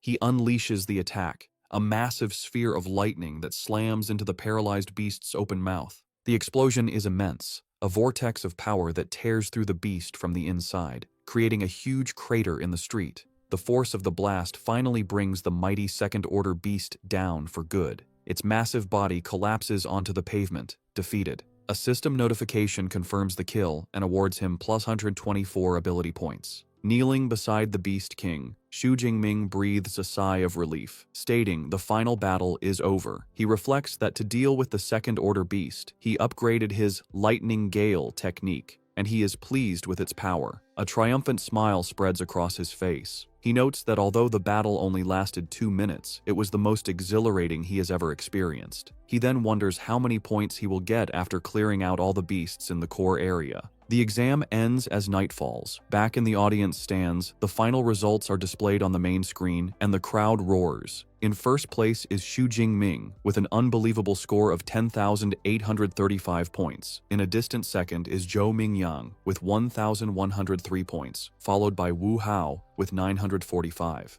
The officials are ecstatic. Director Zhang Wenshan, Principal Zhao Yao, and teacher Chen Fan leap to their feet, cheering. They celebrate that Xu Jingming not only broke their city's record, but the entire Jiangnan province record. They call him a genius. They recall last year's provincial champion only scored just over 8,000 points. With his score, they declare Xu Jingming has practically pre-booked this year's champion title. Standing amidst the destruction, Xu Jingming looks at the sky and notes there isn't much time left. He reflects on his accomplishments with a confident smirk. He has killed all the fierce beasts in the inner circle and core area. With time left, he decides to head back to the central area to kill as many remaining beasts as he can. As he walks back, he passes the rooftop where the other top students are gathered. They stare in disbelief. Tang Qi is amazed her cousin killed a Tier 2 Beast King, while Zhou Mingyang is bewildered, wondering why Xu Jingming is going back when he is already in first place. Mingdi correctly guesses he is heading back to the central area. The horrifying realization dawns on her, and she wonders aloud if he is going back to clear out all the remaining beasts. The other students are speechless at his ambition.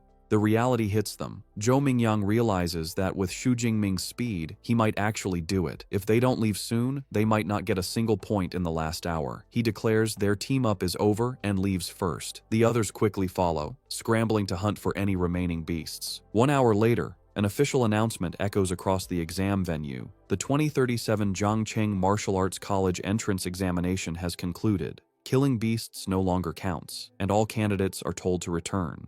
Throughout the venue, the remaining students react. A tired Tang Qi wipes sweat from her brow, sighing that it's finally over. Elsewhere, one student despairs over being one beast away from passing, while another celebrates just barely making it. In the midst of the carnage, Xu Jingming stands over his final kill, looking unsatisfied. He wonders why the exam had to end so quickly, feeling he wasn't quite finished. As students exit the exam venue, they are greeted by guards, their faces a mix of exhaustion and relief. Outside, Tang Qi's friend Xiaoya is still reeling from Xu Jingming's power. She clings to Tang Qi, asking for the third time if Xu Jingming is really her cousin. Tang Qi, looking weary, confirms he is. Xiaoya's crush has returned. With a blush, she begs Tang Qi for his contact information. Tang Qi reminds her that just yesterday she wasn't interested. Xiaoya quickly says things are different now that he is first in the exam and continues to beg. Their conversation is interrupted by a commotion. Someone shouts that Xu Jingming is coming out. A massive crowd of students swarms the exit, desperate to see the new champion. Xu Jingming emerges from the gate, his expression calm and his spear on his shoulder. He is met with cheers and congratulations. Some jokingly ask him to give them 100 of his points. He smiles and waves, taking in the sudden fame as he walks towards the buses. In the crowd, Wu Hao and Zhou Mingyang look on. Wu Hao remarks that Zhou Mingyang should have been the one in that position, but Zhou Mingyang humbly replies he is content with his score, admitting he never knew the second high school could produce such a monster. Before Xu Jingming can get on the bus, he is stopped by Principal Zhao Yao, who congratulates him and introduces him to Director Zhang Wenshan. The director informs Xu Jingming that he wants to give him a ride himself. Xu Jingming looks at the chaotic crowd and realizes it's for the best, knowing the bus ride would be full of questions. He gets into a sleek black car with the officials, which speeds away. Inside the car, Director Zhang asks Xu Jingming which superpower university he wants to attend. Xu Jingming admits he has been so focused on his strength that he hasn't thought about it. The director assures him that with his results, any university would be within his reach. However, he advises that half of the country's high-level superpower users graduate from the top 3 universities and recommends he consider them. Director Zhang Wenshan details the top 3. First is Qingjing Superpower University, affiliated with the government. Graduates can directly enter the system and serve the country. Next is Modu Superpower University, known for its excellent resources and elite clubs. Finally, there is Jincheng Superpower University, which has a long history and strong faculty. All 3 have top-tier cultivation methods that are not public. Xu Jingming listens intently. He understands awakened individuals need these special methods to become true superpower users. He asks what makes a top-tier cultivation method special. The director explains that with a beginner method, it would take 3 to 4 years to advance. With a top-tier method, it only takes half a year. He reassures Xu Jingming that with his results, he will qualify for special admission from even the top 3 universities. Having dropped off the officials, Xu Jingming arrives back at his apartment late at night. The next day, he is in the shower, feeling refreshed. He checks his system panel and sees he has 2,534 ability points remaining, which he believes is enough for a superpower university. As he dries off, he wonders if there will be beast-killing competitions after he enrolls, deciding he will have to enter the wilderness to continue growing stronger. Meanwhile, his cousin Tang Qi arrives at his apartment with her mother, Xu Qingwan. Tang Qi notices the door is broken and decides it's a perfect chance to sneak in and surprise him. They enter, and Tang Qi cheerfully shouts a surprise greeting. Her timing is terrible. Xu Jingming, wearing only a towel, has just stepped out of the bathroom. He is shocked to see his aunt and cousin. His aunt, equally flustered, asks what he is doing, while Tang Qi is left blushing and speechless. His aunt then sees the ruined apartment and angrily asks how it got into such a mess. A flashback explains that after his parents passed away, his aunt stayed with him, taking good care of him and giving him the warmth of a home. She fulfilled her guardian duties, even occasionally feeding him his favorite meal. After the initial shock, Xu Jingming sits with his aunt and cousin. His aunt, Xu Qingwan, expresses her relief. She admits she was incredibly worried when she learned he was taking the martial arts exam. Now that she sees he is unharmed, she is relieved. She reassures him his score isn't important. Xu Jingming is confused and asks if Tang Qi didn't tell her the results. Tang Qi winks, saying it's better if he tells his mother himself. With a bashful smile, Xu Jingming tells his aunt he did quite well, scoring over 10,000 points. The news is so shocking his aunt spits out her drink. She coughs, asking him to repeat his score. Tang Qi confirms it's true, telling her mother he scored 11,124 points. His aunt is speechless. A moment later, she bursts into tears of joy and pulls him into a tight hug, exclaiming that the Xu family finally has a successor and his parents in heaven must be so proud. Meanwhile, in a high-tech conference room, university recruiters are reviewing the exam results. A woman presents the data on Xu Jingming, noting his age, his supposed E-class ability, and his rank as an unranked awakener. One recruiter insists they must recruit this student if the score is real. Another is skeptical, arguing that based on his rank, he couldn't have achieved such a high score. The debate continues, with some arguing his ability is at least A-class, or even S-class. Another recruiter scoffs, suggesting he must have cheated. Before the argument can escalate, a senior figure tells them to stop. A woman with a commanding presence makes a decision. She instructs the team to list Xu Jingming as an S-class special recruit for now.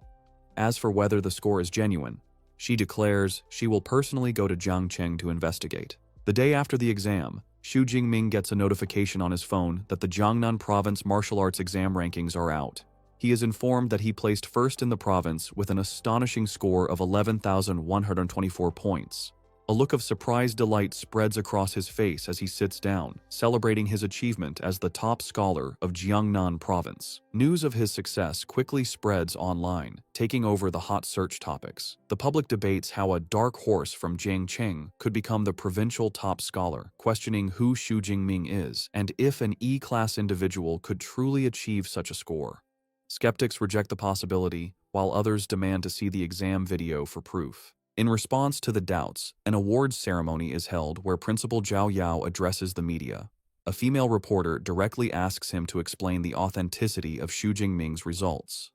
Principal Zhao Yao confidently states that the school's website has uploaded Xu Jingming's exam video, confirming the fairness of the exam. As people watch the video, they are amazed, exclaiming that Xu Jingming pierced a Tier 1 rhinoceros skull with a single shot, showing power stronger than a Tier 1 superhuman. They question how this is possible for someone with an E-class lightning ability. Principal Zhao Yao, beaming, assures everyone the video proves the results are real and praises Xu Jingming as the first student from Jiangcheng to achieve top scholar status. Director Zhao Yao then presents a massive check for 1 million yuan to Xu Jingming, congratulating him. He announces this cash reward, along with superpower training methods, is a gift from the City Education Bureau. Additionally, the city government will provide an equivalent bonus and a luxury villa. Reporters eagerly capture the moment. Meanwhile, a commanding woman with 2 bodyguards stands by a car and remarks that while Jiangcheng released the footage, it doesn't guarantee Xu Jingming didn't use performance-enhancing drugs. She states that the most crucial step is to confirm his superpower level. Back at the ceremony, Director Zhao Yao asks teacher Chen Fan why Xu Jingming, the day's protagonist, has not yet arrived. Teacher Chen Fan smiles, explaining that he just spoke with Xu Jingming, who said he is still training at the martial arts gym. The director laughs, finding it extraordinary that the new top scholar is still training after the exam. With Xu Jingming on his way, the scene shifts to a meeting room where Principal Zhao Yao is nervously serving tea to 3 intimidating figures, whom he addresses as teachers. When one of them casually dismisses the tea, Principal Zhao Yao sweats, thinking about the powerful aura coming from these high-level superhumans, which makes his heart tremble. The 3 individuals are recruiters from the nation's top superpower universities, and the air is tense as their immense spiritual pressures seem ready to clash. The woman with short, grayish-purple hair, Zhang Zhaoyue, the director of admissions for Modu Superpower University, breaks the silence. She coyly asks her rivals who they are targeting. A woman in a light blue dress, Su Yun from Qingjing Superpower University, tells Zhang Zhaoyue not to play dumb. She confidently declares that as long as his results are genuine, Qingjing University will have him. A man with long black hair, Wu Yuan from Jin City Superpower University, scoffs at her claim, stating that Jin City University will recruit him. As sparks of energy crackle between them, Zhang Zhaoyue thinks to herself that recruiting top scholars always involves clashing with other academies. Just as the tension peaks, the door slides open, and Xu Jingming enters with his spear over his shoulder. He calmly greets the 3 powerful figures as teachers. His sudden arrival surprises the recruiters. Zhang Zhaoyue observes him with interest, noting his spirit is full and he's still carrying his weapon, a sign he hasn't relaxed his training. More importantly, she is impressed that he did not falter under the combined pressure of 3 high-level superhumans. Principal Zhao Yao formally introduces the recruiters to Xu Jingming, Director Zhang Zhaoyue from Modu University, Director Su Yun from Qingjing University, and Minister Wu Yuan from Jin City University. Director Zhang Zhaoyue speaks first, complimenting him on his stunning combat techniques in the exam video. However, she gets straight to the point, asking why his superpower no longer seems to be the E-class weak electricity, and requests an explanation. Expecting this question, Xu Jingming gives a prepared answer. He calmly explains that before the exam, while training at home, he was struck by natural lightning, and his superpower became much stronger.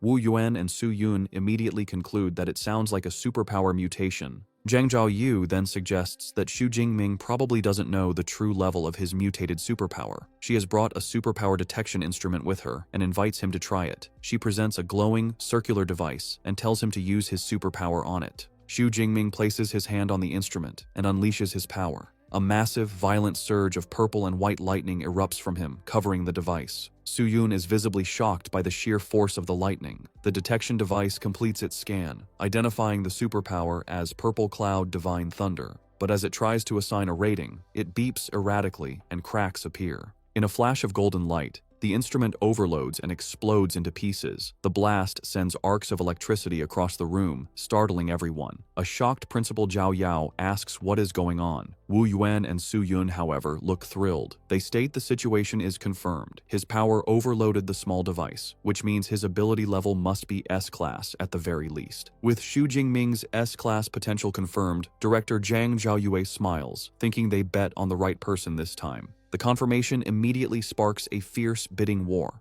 Wu Yuan from Jin City University is the first to make an offer, shouting that his university will give Xu Jingming a 4 million admission bonus, a full set of C-class equipment, and free access to all superpower training methods for all 4 years. Su Yun from Qingjing University scoffs at his offer. She turns to Xu Jingming with a charming smile and presents her own proposal: a 5 million admission bonus, and for 4 years, free access to all of their S-class superpower training methods and combat techniques. Xu Jingming is taken aback by her generous offer. Finally, Zhang Zhaoyue from Modu Superpower University makes her move. She states that Modu doesn't offer cash bonuses or equipment, but can match the other offers on cultivation methods. Then, she reveals her trump card, adding that they will also provide an S-class cultivation resource annually. The mention of an S-class resource leaves both Wu Yuan and Su Yun in complete shock. Unfamiliar with the term, Xu Jingming asks what an S-class cultivation resource is. Zhang Zhaoyue explains, asking if he has heard of dragon-type fierce beasts. She says they are creatures with innate power, born at a high level of tier 4 or 5, far surpassing other beasts. She then reveals the stunning details. The S-class resources include the heartblood of an 8th-tier adult dragon-type fierce beast. After consuming this dragon blood, one's body would be greatly enhanced, and their physical strength would become comparable to that of a dragon-type beast. She emphasizes that every S-class resource is on the same level as this. The other recruiters are left speechless. Su Yun admits that even she is tempted, remarking on Modu's wealth. Wu Yuan, flustered, points out that S-class resources are usually reserved for top students, and offering them to a freshman is unheard of. They both realize they can no longer compete. With all offers on the table, the 3 recruiters stand before Xu Jingming, telling him it is time to make his decision. With a confident, determined smile, Xu Jingming gives his answer without hesitation, declaring that he chooses Modu Superpower University. With his choice made, Xu Jingming explains he chose Modu Superpower University not just for their great offer, but because its combat training is the best in the University Alliance, with many founders coming from Modu. He then bows to Su Yun and Wu Yuan, thanking them for their offer. They both look disappointed. Pleased with his decision, director Zhang Zhaoyue creates a glowing admission letter and gives it to Xu Jingming, welcoming him. She tells him that while new students enroll on September 1st as a special recruit, he can register early and will be given a place to stay. Eager to start, Xu Jingming asks if he can access the library's superpower training methods and combat techniques ahead of time.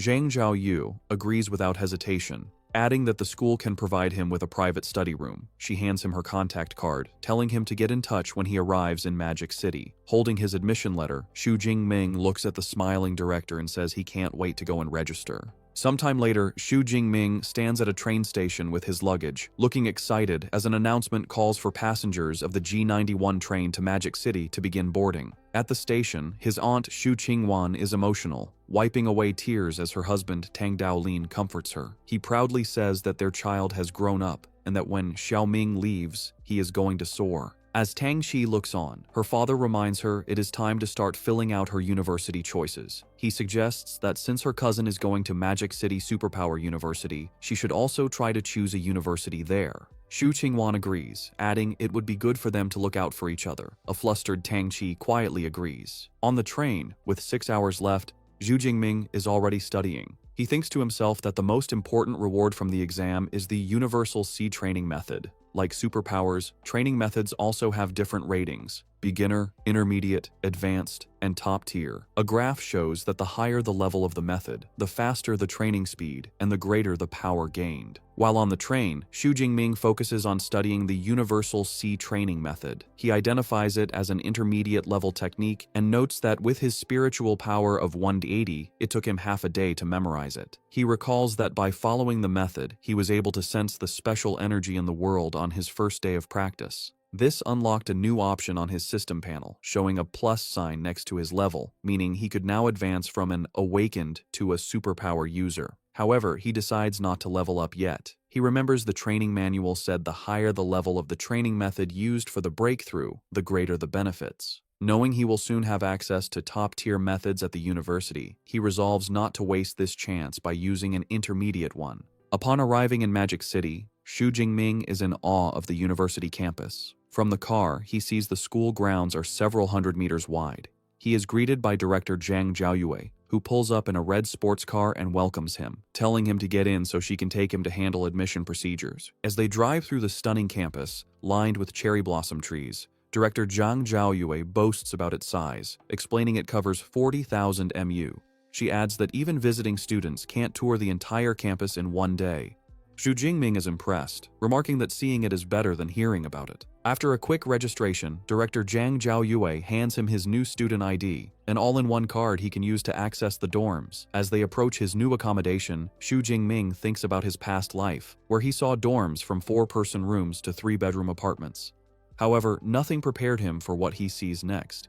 He stares in shock at his new dormitory, a magnificent, luxurious villa. Director Zhang Zhaoyue explains that every student at Modu lives in a villa, with the luxury determined by their scores. As the provincial top scorer, Xu Jingming gets the most luxurious model, with an area of over 800 square meters. She informs him the villa is for 2 people, with an upper and lower floor, so he and his future roommate will each have an entire floor. Xu Jingming thinks that having a roommate isn't bad and is better than being alone.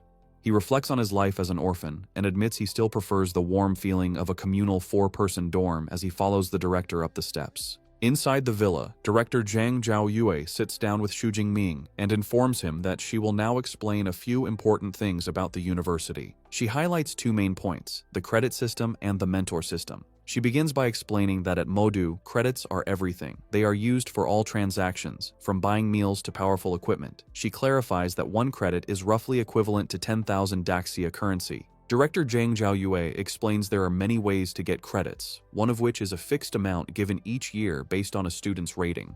As an S-class student, Xu Jingming gets 100 credits for the year. To show him, she summons a small, spherical robot, calling out, "Eva." The device floats and projects a message, confirming Xu Jingming's credit balance is 100. The director introduces the robot as Eva, the AI equipped in every dorm. She explains Eva's main body is the school's central AI, and the dorm units are sub-units. However, she notes that even a sub-unit is a level 4 AI, capable of assisting with daily life. Xu Jingming is stunned, realizing the AI technology on Blue Star is far more advanced than in his previous life. With the first point covered, Director Zhang Zhaoyue moves on to the mentor system. She explains every student can choose a mentor they admire and ask for guidance, though the mentor must agree. Xu Jingming is intrigued, questioning if he can get one-on-one guidance as a freshman. She confirms this, adding that all mentors at the university are high-level superpowered individuals. Most have their own original combat techniques and training methods, which they do not pass on to outsiders. These secret techniques can only be learned after becoming their official disciple. Given Xu Jingming's abilities, she informs him the university has 4 mentors who specialize in the lightning element. Her top recommendation is Yang Zhentian, the dean of the Weaponry Academy. At her command, Eva projects a profile of the dean. It reveals Yang Zhentian is a 52-year-old, Tier 7 high-rank superpowered individual with an A-rank lightning superpower. He is a master of various weapons, especially the spear, earning him the title Thunder Spear. The profile also notes he once fought an 8th-tier demonic whale for 3 days and nights before killing it alone. The director also provides information on the other 3 potential mentors, but tells Xu Jingming the final choice is his. After reviewing the options, a confident smile spreads across Xu Jingming's face. He notes Dean Yang Zhentian is not only a lightning user, but also a spear specialist, concluding he is the best choice for his mentor. Having made his choice, Xu Jingming heads to the mentor's residential area, a serene compound of traditional buildings in a lush forest. As he arrives at the grand gate of Dean Yang Zhentian's residence, he thinks that a mentor's home is far more high class than the student villas. Before he can proceed, a young man with brown hair, leaning against a stone lion, asks if Xu Jingming is also there to seek mentorship. The young man looks surprised when he realizes Xu Jingming is still an awakened, guessing he must be a specially recruited student. After Xu Jingming confirms this, the other student remarks that in previous years, special recruits were typically mid to high-rank Tier 1 individuals. The student introduces himself as Tan Mingyang, a junior from the Weaponry Academy. Xu Jingming introduces himself as a freshman who just registered. Tan seems impressed, commenting that Xu Jingming is quick to seek mentorship. He explains that most freshmen only learn about this after the freshman competition, which interests Xu Jingming. Tan explains that the freshman competition is a university tradition held a few days after registration. All teachers watch, and students who perform well are sought after by academies, with some even being chosen directly by mentors. He clarifies that while it's not impossible for a special recruit like Xu Jingming to seek mentorship early, trying to become the dean's disciple right after enrolling is as difficult as winning the lottery. Xu Jingming politely thanks him for the explanation and asks if Tan is also there to seek mentorship from Teacher Yang.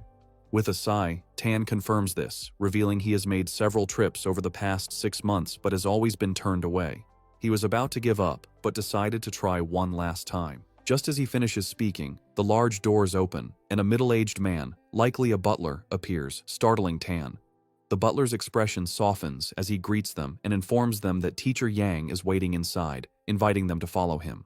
Tan is taken aback by the warm reception, wondering if the fact that the dean is waiting inside means he might finally have a chance. The butler leads them into a room where they are brought before 2 men. Xu Jingming immediately feels an incredibly powerful presence from the older man, who has a commanding posture, a full gray beard, and sharp eyes. He recognizes him as the dean of the Weaponry Academy, Yang Gentian. A younger man with long hair stands beside him. Dean Yang Gentian addresses Xu Jingming directly, stating that he must be the one Director Zhang Zhaoyu told him about. Ignoring Tan completely, he tells Xu Jingming to follow him to the training room. In a traditional training room filled with weapons, Dean Yang Gentian tells Xu Jingming that he has seen his martial arts exam video. He praises his combat skills and marksmanship. However, before deciding, the dean insists on seeing his S-rank ability, the Purple Heaven Divine Thunder, with his own eyes. Xu Jingming calmly agrees. As the dean observes, Xu Jingming channels his power, and arcs of purple lightning crackle around his arms. He then unleashes a massive, violent burst of purple and white energy that fills the room, the raw power crackling with immense force. Dean Yang Gentian is visibly impressed, a grin on his face as he recognizes the S-rank ability. He mentally compares it to his own A-rank ability, acknowledging that the gap between A-rank and S-rank power is impossible to bridge. He sees immense potential in the student, thinking that if Xu Jingming hones his skills, his future could rival his own. With the demonstration done, the dean states that with Xu Jingming's potential, becoming his disciple is not an issue.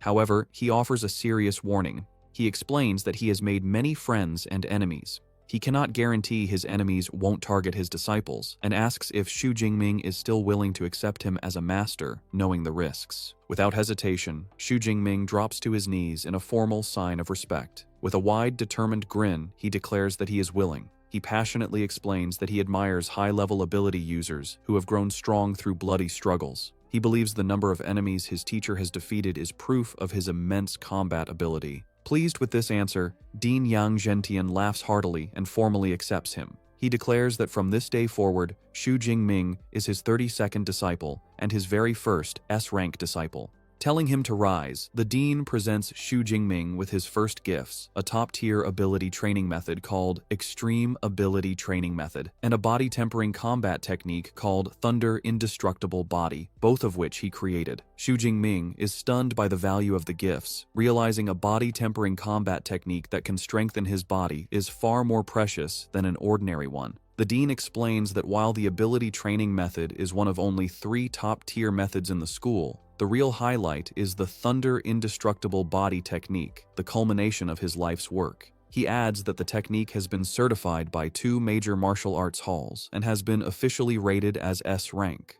The revelation leaves Xu Jingming utterly speechless, shocked to learn of an S-rank combat technique. Combat techniques, like abilities, have their own ratings, from F to SSS. The higher the rank, the more difficult it is to master, but the more powerful it will be. Xu Jingming reflects on this, realizing the terrifying extent of his new master's talent. He knows that most 7th-level masters are exceptional if they can create an A-rank combat technique. For his master to have created an S-rank technique, his martial arts talent is terrifyingly high. Dean Yang Gentian provides more details about his S-rank technique. He explains that the Thunder Indestructible Body is only for lightning element users and has 13 levels. With each level, the user's body undergoes a transformation. However, he clarifies a crucial requirement. To begin cultivating it, one must first advance from an awakened to a true ability user. He then gives Xu Jingming his first task. He instructs him to use the extreme ability training method to achieve his breakthrough.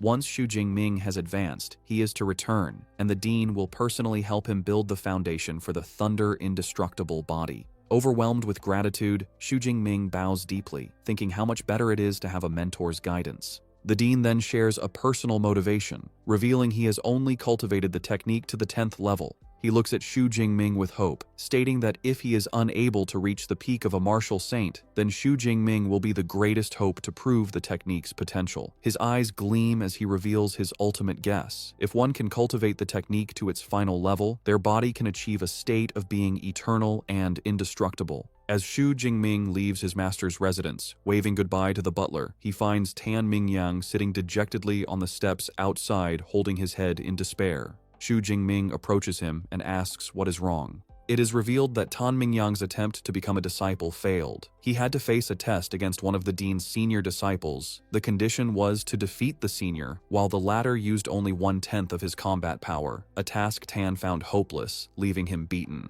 Now sitting on the steps, Tan looks up at Xu Jingming, assuming he also failed. He remarks that getting into Dean Yang's tutelage isn't easy and asks if Xu Jingming needs him to pass on some experience from his failures. Unfazed, Xu Jingming calmly declines, simply stating that he has already passed. The words hit Tan Mingyang like a physical blow. His bruised face contorts in utter disbelief. He exclaims that he has never heard of a dean-level mentor accepting a disciple before the annual freshman competition. As Xu Jingming calmly walks away, a bewildered Tan Mingyang stares after him, trying to understand what just happened. With a new objective, Xu Jingming returns to his dormitory's training room. Sitting cross-legged, he begins to cultivate using the extreme ability training method from his new master. As he meditates, he is amazed by the effectiveness of the top-tier technique, noting the amount of energy he can sense is far greater than with the intermediate-level method. A confident smirk appears on his face. Knowing he has already mastered the principles, he decides there is no need to practice it step by step.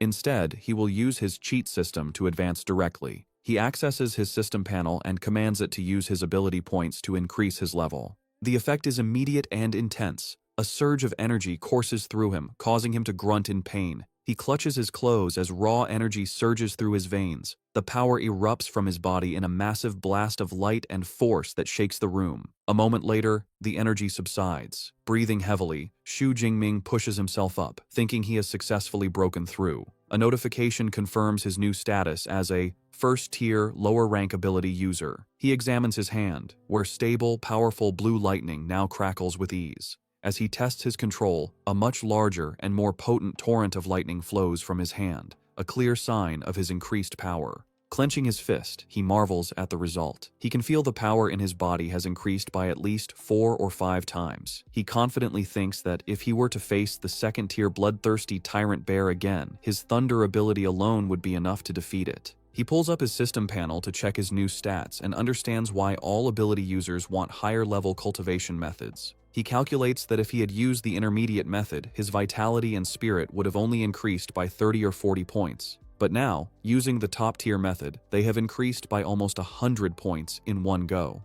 The gap in results is undeniable. He notes the advancement only cost him 300 ability points, and he decides to save the rest. He knows that learning a powerful combat technique like the Thunder Indestructible Body is even more important. As an S-rank technique, he expects the consumption of ability points to master it will be incredibly high. With his breakthrough complete, Xu Jingming is ready for the next stage. A new thought enters his mind. Since he's at the university, perhaps it's time to visit the school's library. The next day, Xu Jingming returns to his master's residence. Dean Yang Gentian is utterly astonished to see him, questioning how he could have advanced so quickly. The dean paces, remarking that in his 20 years of teaching, he has seen countless geniuses, but even the best took a significant amount of time to transform into an ability user.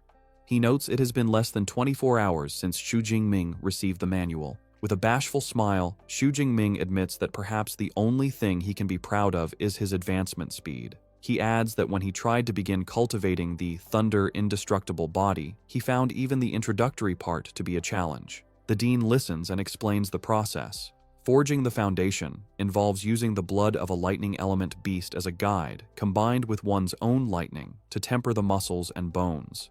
He emphasizes a critical point. The final strength of the technique is related to the grade of the beast's blood used. Now that Xu Jingming has advanced, the dean declares he will help him forge the foundation that very day. He reveals that high-level lightning beasts are rare, and his original plan was to use the blood of a 7th-tier storm giant bear. However, after learning Xu Jingming was entitled to one S-rank resource every year, he made a special request. He decided to combine the resources and pleaded with the university's principal to grant Xu Jingming an even more precious SS-rank resource. With that, he presents Xu Jingming with a small vial containing a glowing red liquid, the essence blood of a ferocious 8th-tier beast, the Thunder Tyrannosaurus.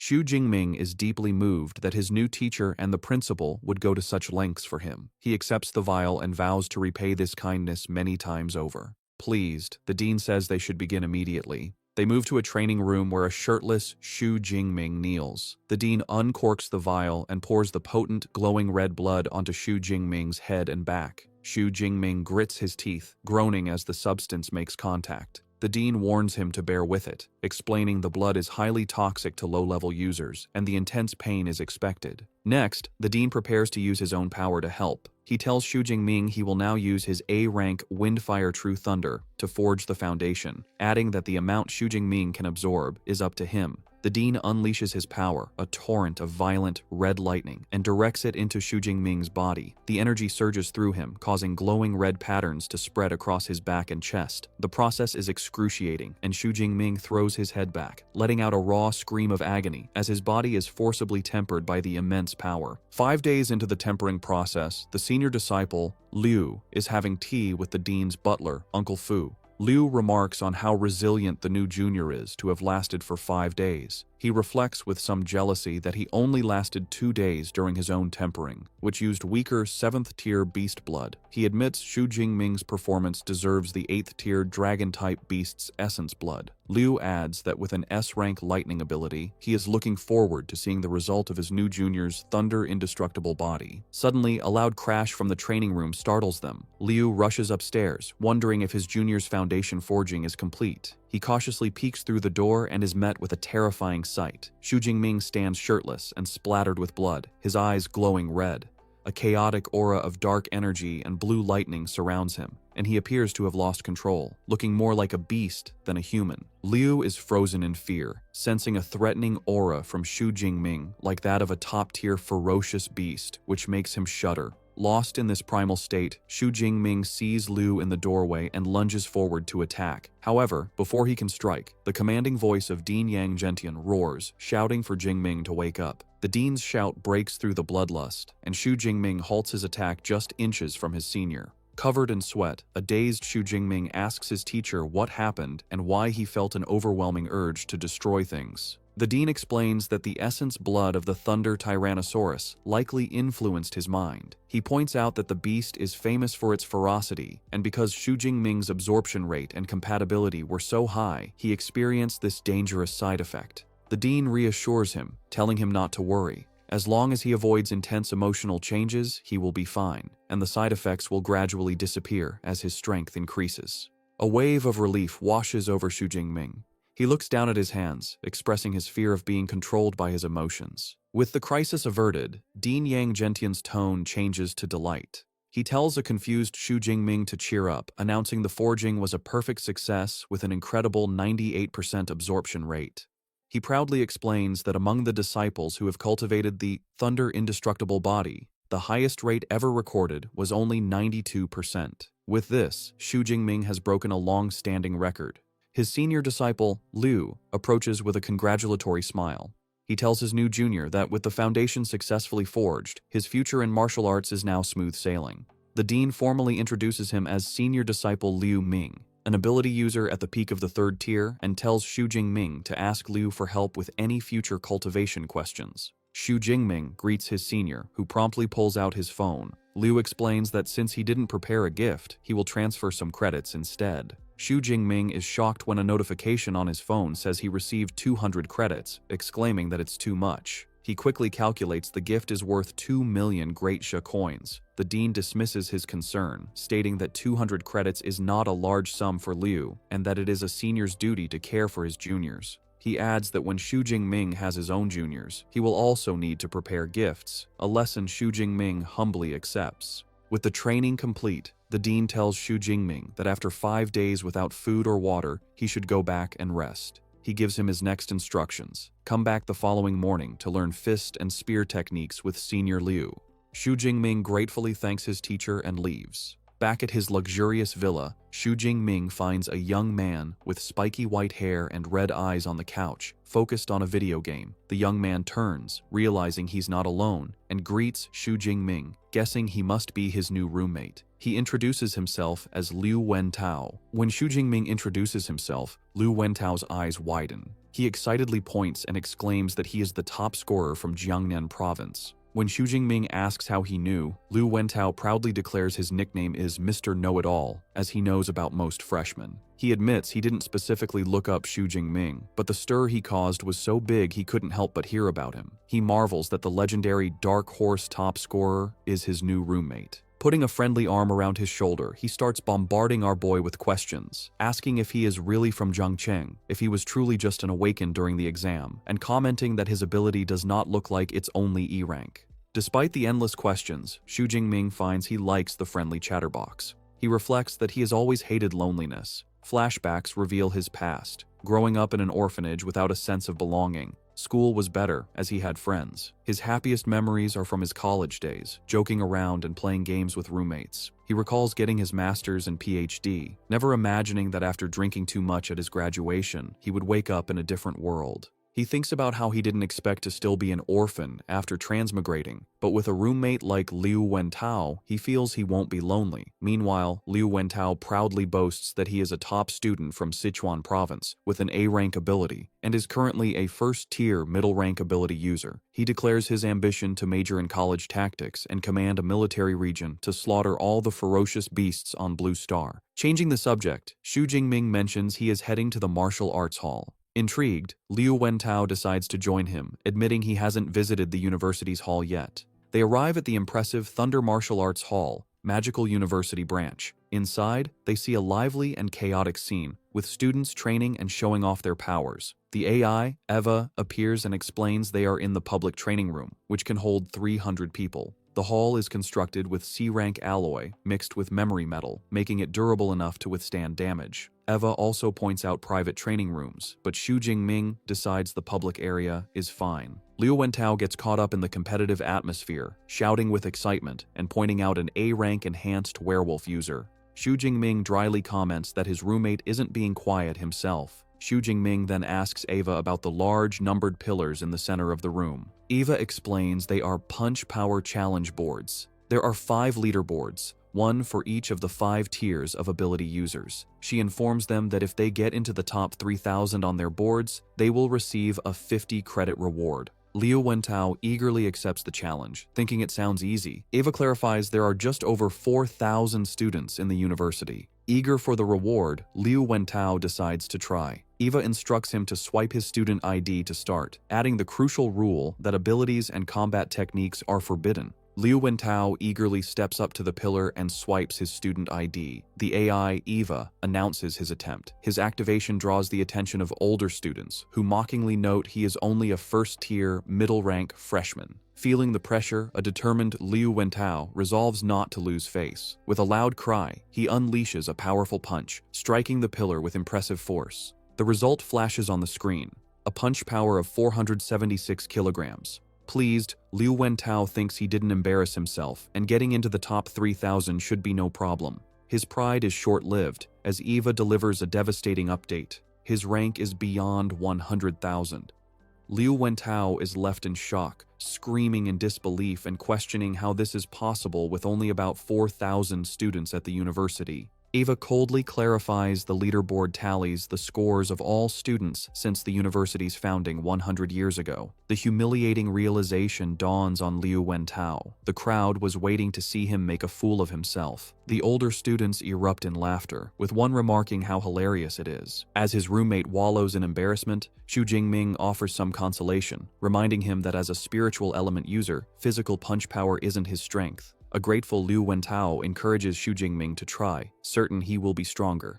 Xu Jingming agrees, admitting he wanted to test his strength anyway. He swipes his ID and Eva announces his challenge. The crowd's attention shifts to him, but they are even more dismissive, noting he seems weaker, at a first-tier, lower rank. They doubt his punch power will even reach 400 kilograms. However, one onlooker finds the name Xu Jingming strangely familiar. Meanwhile, Xu Jingming is confident. He reflects on his recent progress, advancing to a first-tier ability user and tempering his body for 5 days and nights to forge his new technique's foundation. A quick check of his system panel confirms his new stats, including an enhanced physique and the Thunder Indestructible Body First skill. He clenches his fist, eager to see what level his punch power has reached. With a surge of power, he throws a punch, and the impact creates a powerful shockwave that ripples through the air. The powerful shockwave from Xu Jingming's punch ripples through the air, stunning the crowd in the martial arts hall. A digital screen shows the incredible result, a fist power of 4,589 kilograms. This score not only puts him first on the leaderboard, but also shatters the long-standing record for first-tier ability users. The older students who had been mocking him are left in disbelief. One exclaims the record has been broken, while another questions how a lower-rank first-tier user could have such immense power. A third student grimly points out that a punch with that force could turn him into meat paste, finding it impossible to believe this is a freshman. 2 female students in the crowd are equally astonished. One comments that the top 1,000 on the leaderboard are figures who lead the era, wondering how exceptional the new #1 must be. Her friend adds the record had stood for over 10 years and feels she must record the historic moment. His roommate, Liu Wentao, is ecstatic, grabbing Xu Jingming and declaring he is truly his brother and will follow him from now on. A smiling Xu Jingming modestly tells him not to exaggerate. Looking at his fist, Xu Jingming inwardly reflects, pleased with the outcome. He concludes the Thunder Tyrannosaurus's essence blood is highly compatible with him, and the improvement in his strength was immediate. The AI, Eva, floats nearby and formally congratulates Xu Jingming for breaking the record, announcing a 400 credit reward has been issued to his account. A curious Xu Jingming asks if he can earn more credits by breaking the record again. Eva clarifies the reward is only for the first time, but he can challenge the other level pillars for new rewards. Xu Jingming looks up at the other 4 pillars for 2nd to 5th tier users and decides he will break those records later. Meanwhile, his roommate has become a hype man as a group of impressed female students gather around Liu Wentao, who points out his amazing roommate. The girls quickly swarm a bewildered Xu Jingming, with some offering to teach him how to use equipment and others trying to recruit him for their club. Overwhelmed, Xu Jingming is pulled away by Liu Wentao, who suggests they escape to a private training room. Elsewhere, at his master's residence, Dean Yang Gentian is enjoying tea. His senior disciple, Liu Ming, shows him his phone, reporting that his junior brother Xu is a hot topic on the campus forums. Dean Yang Gentian marvels at our boy's exaggerated physical strength, questioning why he ran off to break records instead of resting. Liu Ming then reflects on his own past. He recalls when he was a high-rank first-tier user and had just mastered the first layer of the Thunder Indestructible Body. His fist power was only a little over 3,500 kilograms. He concludes with awe that his new junior brother is much more than just a little stronger than he was. In a luxurious apartment, a young man with dark hair and a brown jacket stares at his phone. Suddenly, he erupts in rage, slamming his hand on the marble countertop. The glass beside him shatters as his hand is covered in orange flames and blue lightning. He fumes, cursing that Xu Jingming has also come to Magic Capital. Clenching his fiery fist, his face contorts with anger. He thinks about how Xu Jingming's success made him miss his chance to be the top scorer of Jiangnan province, turning him into a laughingstock in his home city. He fiercely vows that this time, he will take back all the honor he believes is his. Meanwhile, back in his university's training room, Xu Jingming sits calmly, holding a small knife. He reflects on the effects of his new Thunder Indestructible Body technique. marveling that even after 5 grueling days of tempering without food or rest, he is still full of energy. To test his new durability, he lightly drags the sharp blade across his hand. The knife makes a metallic sound but fails to break the skin, leaving only a faint white mark. He is impressed, realizing his body's defense is now like E-grade alloy, making him invulnerable to ordinary blades. He concludes it is truly a worthy S-grade body refinement technique. Just then, his roommate Liu Wentao bursts in, calling his name excitedly. He informs Xu Jingming that the news of him breaking the record has caused an explosion on the campus forum. He adds that countless students are posting replies, saying they want to challenge him. Far from being annoyed, a competitive smirk plays on Xu Jingming's lips. He remarks to himself that the martial spirit at Magic University is indeed quite strong. Seeing the challenges, a protective Liu Wentao holds up his phone and angrily offers to help his roommate by crushing the self-overestimating guys online. Xu Jingming calmly pushes his roommate's arm down, telling him to forget it and not waste his time. He explains he has more important things to do, as he is heading to the battle technique library, and tells Liu Wentao to head back to the dorm. Xu Jingming arrives at the massive and modern battle technique library. As he approaches the entrance, he holds his hand out to a scanner, and a complex, glowing orange security circle appears, confirming the building's advanced protection. He is amazed by the security, recalling a rumor the library is personally guarded by the university's vice principal, a legendary 9th-tier superpower user. He realizes that with such a powerful figure watching over it, even the strongest martial saints couldn't steal the treasures inside. After swiping his student ID card, he passes through the gate, and the security circle scans him one last time before letting him in. Inside the grand hall, he is greeted by a trio of female librarians. The one in the center warmly welcomes him by name, addressing him as S-grade student Xu Jingming and asking how they can help. Surprised they know him, Xu Jingming asks how they knew his name. The librarian politely explains that students with S-grade authority, like him, are special and have access to all battle techniques. Their system automatically notified them when he scanned his ID. The librarian's thoughts reveal her true motivation. She understands that S-grade authority means his future is destined to be at least that of a Grandmaster-level user. She makes a mental note to befriend him. Xu Jingming tells the librarian he is interested in lightning element superpower battle techniques and asks which floor he should go to. The librarian informs him that techniques of B grade and below are on the 2nd and 3rd floors, but the more precious ones are in a special reading room on the 4th floor. She adds that he can get in by swiping his card. She then personally leads him to the 4th floor, into an elegant private reading room. Inside, a small floating AI device hovers over a table. The AI explains that once he selects techniques online, the original secret manuals will be delivered to him. She kindly warns him to be careful when handling them. Left alone, Xu Jingming commands the AI to display all lightning element battle techniques of B grade and above. In response, the AI projects dozens of blue holographic screens that fill the room, each showing a different technique. As he looks through the selection, 2 techniques catch his eye. The first is an SSS grade technique called 10,000 Prisons Heavenly Thunder Guidance, which creates a massive thunderstorm domain. However, it is restricted to users who are at least 5th tier. The second is an SS grade technique named Wrath of the Thunder God, which summons powerful thunder. This one is also restricted, requiring a user to be at least 4th tier. Xu Jingming is in awe of the quality of the techniques, seeing SS grade and even SSS grade options. He marvels at how rich the university's collection of secret manuals is, and wonders if he can view them for free. His excitement fades as he realizes the cultivation of these powerful techniques has strict requirements. With his current status, he can only learn A-grade battle techniques for now. He sees countless A-grade options, noting that choosing would be incredibly difficult without his teacher's guidance. Fortunately, he came prepared. He pulls out a recommendation list from his master, Dean Yang Zhentian, which saves him time. Using the list, he interacts with the holographic displays, pointing out his desired techniques. He makes his final decision, choosing 4 specific A-grade techniques. The first is Thunder Spear, an offensive technique. The second is Chain Thunder Gun, a sustained attack. The third is Thunder Flash, a movement technique.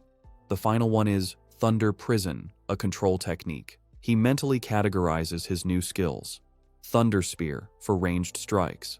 Chain Thunder Gun for sustained attacks, Thunder Flash for movement, and Thunder Prison for crowd control. He He confidently believes that with these 4 battle techniques and his S-rank Thunder indestructible body, his combat style will have hardly any flaws. The AI, Eva, analyzes his selection, informing him the average time to learn each A-grade technique to an elementary level is 6 months. It recommends mixing in lower-level techniques for a more balanced approach. However, Xu Jingming confidently dismisses the advice. A short while later, the librarian returns, presenting him with the 4 physical manuals for his chosen techniques. As he reaches for them, Xu Jingming marvels at how luxurious they are. He reflects on their market value, knowing even C-grade secret manuals cost millions, making these 4 priceless A-grade originals an incredible treasure. As he opens the first manual, a golden light shines from its pages. He is struck by the profound artistic conception and powerful aura, realizing it is an experience a copy could never reproduce. He settles down and begins to study the manuals intently. As hours go by, his focus turns to frustration. Sweat beads on his forehead as he clutches his head, struggling to comprehend the complex content. Despite the difficulty, he perseveres, turning page after page. After a long study period, he leans back, having finished all 4 manuals. He then calls out to his system, Deep Blue, and commands it to add points. The system responds instantly. 4 notifications appear, confirming 200 superpower points have been consumed for each technique, and all 4 have been successfully learned to the elementary level. He then pulls up his system panel to view his updated status. His new skills, Thunder Spear, Thunder Flash, A-grade Chain Thunder Gun, and Thunder Prison, are all listed at the elementary level. His body refinement technique, Thunder Indestructible Body, remains at the first layer, and his available superpower points have decreased to 1434. Standing up, Xu Jingming clenches his fist, a faint aura of power around him. Having acquired so many powerful battle techniques, he looks upward with a confident and predatory expression, wondering which lucky person will be the first to taste the power of his new arsenal. In their luxurious villa at night, Liu Wentao sits on the couch and tells Xu Jingming about a notification from Eva. The freshman assembly is the next day at Training Ground 1. He also mentions a new group chat for the freshmen and suggests Xu Jingming should join. Xu Jingming calmly agrees. Liu Wentao then asks what level of combat techniques Xu Jingming chose at the library. Xu Jingming casually replies that he picked up 4 A-rank combat techniques. This answer shocks Liu Wentao. He exclaims that learning 4 A-rank techniques would normally take a student until their sophomore or junior year. He concludes that his roommate doesn't take the usual route. Liu Wentao's curiosity grows. He realizes that to browse A-rank techniques, Xu Jingming must have A-rank permission. Xu Jingming corrects him, stating his permission level is S-rank. The revelation stuns Liu Wentao, who jumps to his feet. He shouts in disbelief, questioning why the school would have a permission level higher than A-rank. A sudden realization dawns on him, and he stammers that the online rumors about Xu Jingming being E-rank must be false, asking in shock if it means Xu Jingming has an S-rank superpower. Xu Jingming simply smiles, teasingly remarking that the know-it-all has just learned something new. The confirmation leaves Liu Wentao in awe. He exclaims that he had guessed Xu Jingming's rating was high, but he never expected it to be S-rank, especially since other provincial top scorers are only A-rank. A wide, happy grin spreads across his face.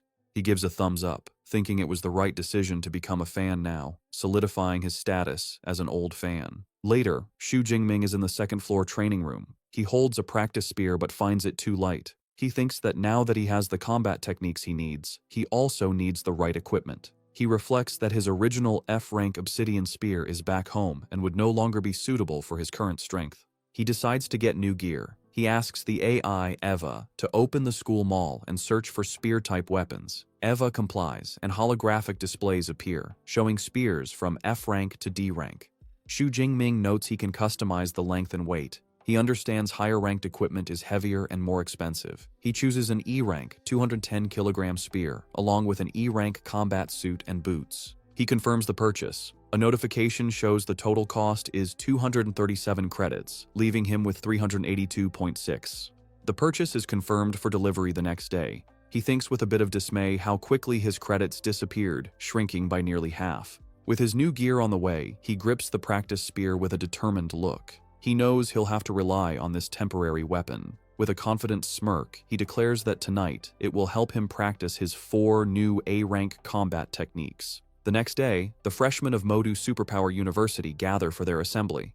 As Xu Jingming arrives, he immediately draws the attention of the other students. Murmurs spread as they recognize him as the one who broke the school's punch power record. They also identify him as the Jiangnan province top scorer, marveling at his strength and handsome appearance. Before he can find a seat, he is confronted by a tall, imposing young man named Lei Zhou, who aggressively points and loudly issues a challenge. Onlookers immediately recognize him as the second-place scorer from Jiangnan province, who scored over 9,300. They gossip about his privileged background, noting both of his parents are powerful Tier 4 superpowered beings. They sympathetically remark that it's a shame no one remembers second place, making his unwillingness to accept his loss understandable. Despite the public challenge, Xu Jingming is unfazed. He calmly declines, stating he is not interested, a response that shocks his roommate Liu Wentao. Lei Zhou, however, smirks and tells him not to refuse so quickly. He then brings up a personal matter, recalling that Xu Jingming's aunt's family runs a business selling rare plants. Leaning in with a menacing grin, he reveals his family is his aunt's biggest customer, and she also owes them a large loan. He then delivers a thinly veiled threat, suggesting that if the payment isn't made on time, his aunt's family might find themselves in trouble. The threat instantly changes the atmosphere. Xu Jingming's expression turns cold as a fierce, dark blue aura erupts from his body. He quietly asks if Lei Zhou is threatening him. The sheer pressure of his aura physically forces a startled Lei Zhou to step back.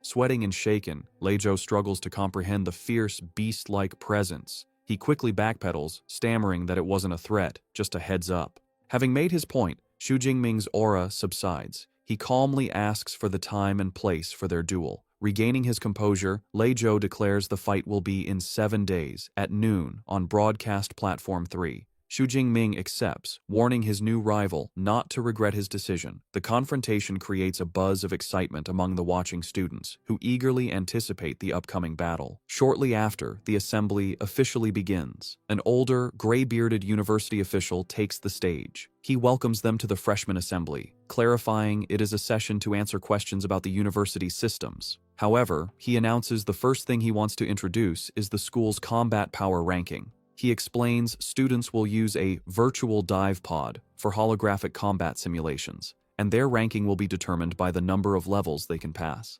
He encourages everyone to try their best, emphasizing the rewards are very generous. After the hour-long meeting, aboard Xu Jingming lets out a large yawn. He thinks the only interesting part was the virtual dive pod, which he should try sometime. For now, his priority for the next few days is to continue his daily training with his senior, Liu Ming, and his mentor. For 7 days, Xu Jingming dedicates himself to intense training under his senior Liu Ming and his master, Dean Yang Gentian. After the week of training, Liu Ming approaches Xu Jingming with astonishment. He notes his junior brother has already advanced to the mid-level of the first tier and asks how it happened so quickly. Xu Jingming simply smiles and says it was just luck. However, his inner thoughts reveal the truth. He had deliberately waited a few days before using his system to level up, which made the advancement cost only 380 superpower points. He muses that if he had leveled up any faster, he probably would have scared his senior silly. Changing the subject, Liu Ming remembers the duel and asks if Xu Jingming has a match scheduled for noon. Xu Jingming confirms he does. With a confident smile, Liu Ming pats his junior on the shoulder and says he will observe 3 minutes of silence for his opponent. He decides to accompany Xu Jingming to the match. The scene shifts to Broadcast Platform 3, a large arena where a crowd has gathered. Lei Zhou enters the ring with his friends. One notes it's a good chance to see the top scorer's strength. Another dismisses Xu Jingming's high score as a fluke and bets Lei Zhou will win. When someone mentions Xu Jingming broke the punch power record, Lei Zhou scoffs, arguing a physical record is meaningless when superpowers are what truly matter. Just then, Xu Jingming makes his entrance with Liu Ming. Dressed in a new black coat and carrying his new spear, his arrival causes a stir. As Xu Jingming walks towards the ring, Liu Ming thinks with amusement that with his junior's handsome looks, he will undoubtedly charm countless female students once he achieves success. From the ring, Lei Zhou observes his opponent's aura and notes Xu Jingming's rank has increased. However, he remains confident, thinking he has other preparations. Seeking to raise the stakes, Lei Zhou proposes they add a wager, all of their credits. Xu Jingming accepts without hesitation, stating he has 370 credits. Impressed, Lei Zhou says he will cover any shortfall in his own credits with cash. He proposes they both transfer their credits to the account of Old Master Zhou. a neutral third party. The teacher presiding over the match is a woman with blonde hair tied in a ponytail, called Jo Yun, a powerful Tier 6, mid-level healing-type superpowered being. As he completes the credit transfer, Xu Jingming notes the presence of the high-tier healer, Teacher Jo Yun. He understands battles between superpowered beings are dangerous and realizes the school has taken precautions to prevent deaths. He agrees to the terms. The crowd buzzes with excitement as the massive wager, worth 3.7 million in currency, is confirmed. Teacher Jo Yun steps forward to officiate. She confirms she has received the credits and instructs them to prepare.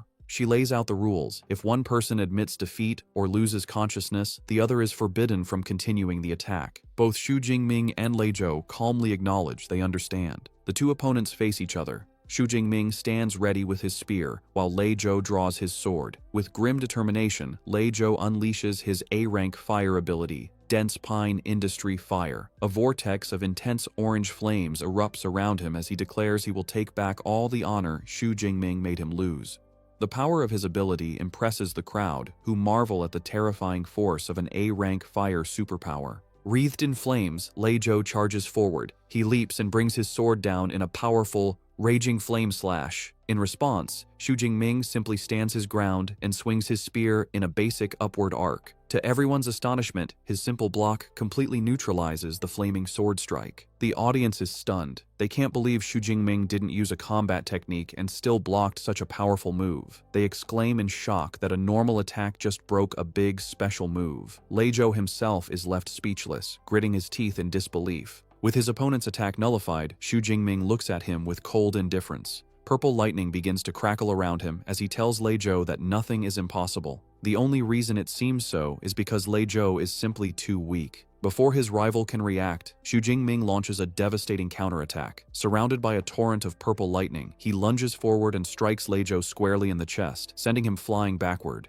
The purple lightning from Xu Jingming's attack courses through Lei Zhou's body, making him cry out in agony. The force of the blow sends his sword flying amidst a spray of blood as he is thrown backward. He lands hard on the floor of the ring, slumping over in defeat as smoke rises from his body. The crowd is stunned by the swift and decisive outcome. Lei Zhou's supporters are in disbelief, with one exclaiming that the fight is over after only 2 moves from Xu Jingming. Another angrily questions the claim that Lei Zhou was stronger now that he's been instantly defeated. The onlookers agree that Xu Jingming's strength is on a completely different level from the other freshmen. Watching from the sidelines, Liu Ming looks completely unimpressed. He thinks to himself that the match was too boring and didn't even make his junior brother use 1/10 of his real power. Back in the ring, Teacher Jo Yun begins to announce the winner. However, a wounded Lei Zhou struggles to his feet, calling out to her. He grits his teeth, insisting he is not lost, and the match is not over. In a desperate move, he pulls out a small, red pill. Teacher Jo Yun immediately recognizes it, shouting in alarm and identifying it as a rampaging blood pill. She warns him against taking it, telling him this is just a match and not worth risking his life. The audience also recognizes the dangerous item. They murmur that while the pill can boost a user's strength several times over for a short period, it has severe side effects that could leave him bedridden for months. They question if the risk is worth it. With a major university competition only a month away,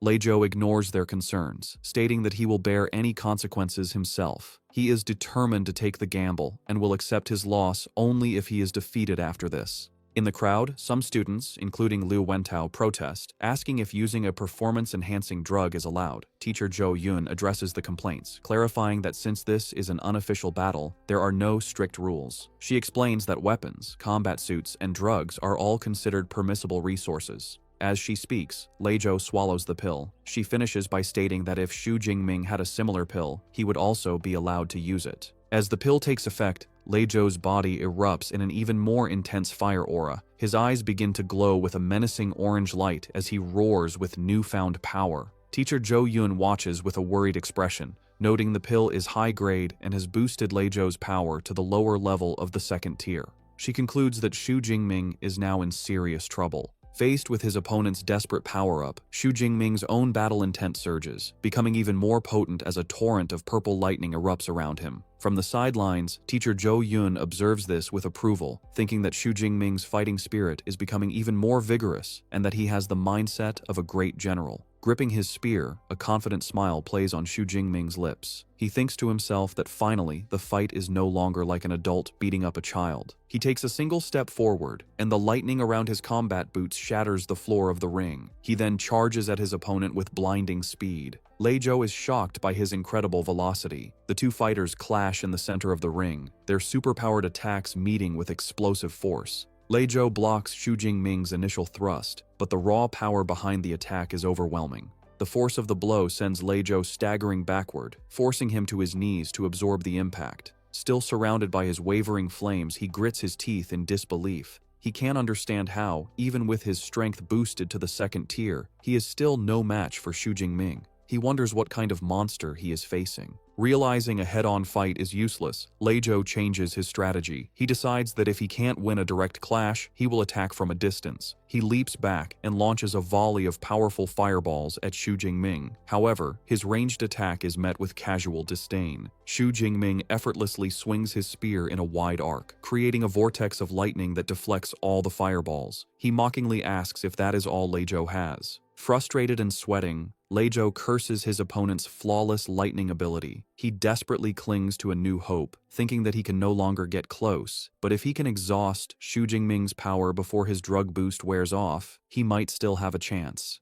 But Xu Jingming has no intention of letting the fight drag on. He decides to end it. He raises his hand and summons a massive amount of purple energy, condensing it into a solid spear of pure, crackling lightning. His A-rank technique, Thunder Spear. He hurls the condensed energy weapon at his opponent. The spear flies through the air and slams directly into Lei Zhou's shoulder, piercing his defenses. Stumbling back in shock and pain, clutching his wound, Lei Zhou has a horrifying realization. His opponent also has a devastating long-range attack. Before Lei Zhou can recover, Xu Jingming follows up with another technique. A powerful sphere of lightning materializes above Lei Zhou, and torrents of purple energy rain down, electrocuting him. Stunned and in pain, he looks up, wondering what new battle technique this is. With a cold expression, Xu Jingming points forward and declares the name of his A-rank control skill, Thunder Prison. A cage of crackling purple lightning forms around Lei Zhou, trapping him completely. He curses, realizing he is caught in a restriction-type technique. In a desperate move, he summons his remaining power to create a flame barrier, a swirling vortex of fire around his body. Trapped but defiant, he taunts Xu Jingming, declaring that if he can't get out, then Xu Jingming can't get in, challenging him to a battle of attrition. Xu Jingming, however, is unfazed. He looks at the fiery defense with disdain, thinking the flame barrier looks weak, and wondering how many of his attacks it could withstand. Instead of a battle of wills, he leaps high into the air, easily clearing the flame barrier and positioning himself directly above his trapped opponent. While airborne, he unleashes his ultimate assault. He summons his power, and dozens of massive, glowing purple spears of pure lightning materialize in the air, all aimed at the helpless Lei Zhou. The deadly rain of lightning spears begins to descend, a technique that looks like a devastating version of his chain thunder gun. Looking up at the overwhelming attack, Lei Zhou is filled with absolute terror. He knows with certainty that if he is hit by that barrage, he will die. With his life on the line, his pride shatters, and he screams out his surrender. At the very last second, just as Lei Zhou shouts his concession, the tip of the lead lightning spear stops just inches from his eye. The rain of spears dissipates as Xu Jingming lands gracefully in the ring. In a final definitive motion, he thrusts his physical spear forward, piercing Lei Zhou's chest and leaving no doubt as to who the victor is. Xu Jingming withdraws his spear from Lei Zhou's chest, leaving him kneeling and defeated on the floor. With a commanding presence, Xu Jingming stands over his opponent as teacher Zhou Yun officially declares him the winner. The crowd is left in shock and awe. They exclaim that it was a complete and utter crushing defeat. They marvel at how Xu Jingming flawlessly chained together 4 different battle techniques in just a few seconds, a feat far beyond what any normal freshman should be capable of. 2 students discuss the power of the techniques they witnessed. One guesses they must all be at least B grade. His friend is amazed, admitting the best technique he has learned is only C grade. Watching from the sidelines, Liu Ming overhears their speculation and looks stressed. He thinks to himself that they are severely underestimating his junior brother. He knows the truth. Xu Jingming had dared to choose 4 A-grade techniques and had already mastered them to a combat-ready level. He reflects on his own experience, recalling that he had only dared to choose a single A-grade technique as a freshman, and it still took him over 4 months to learn.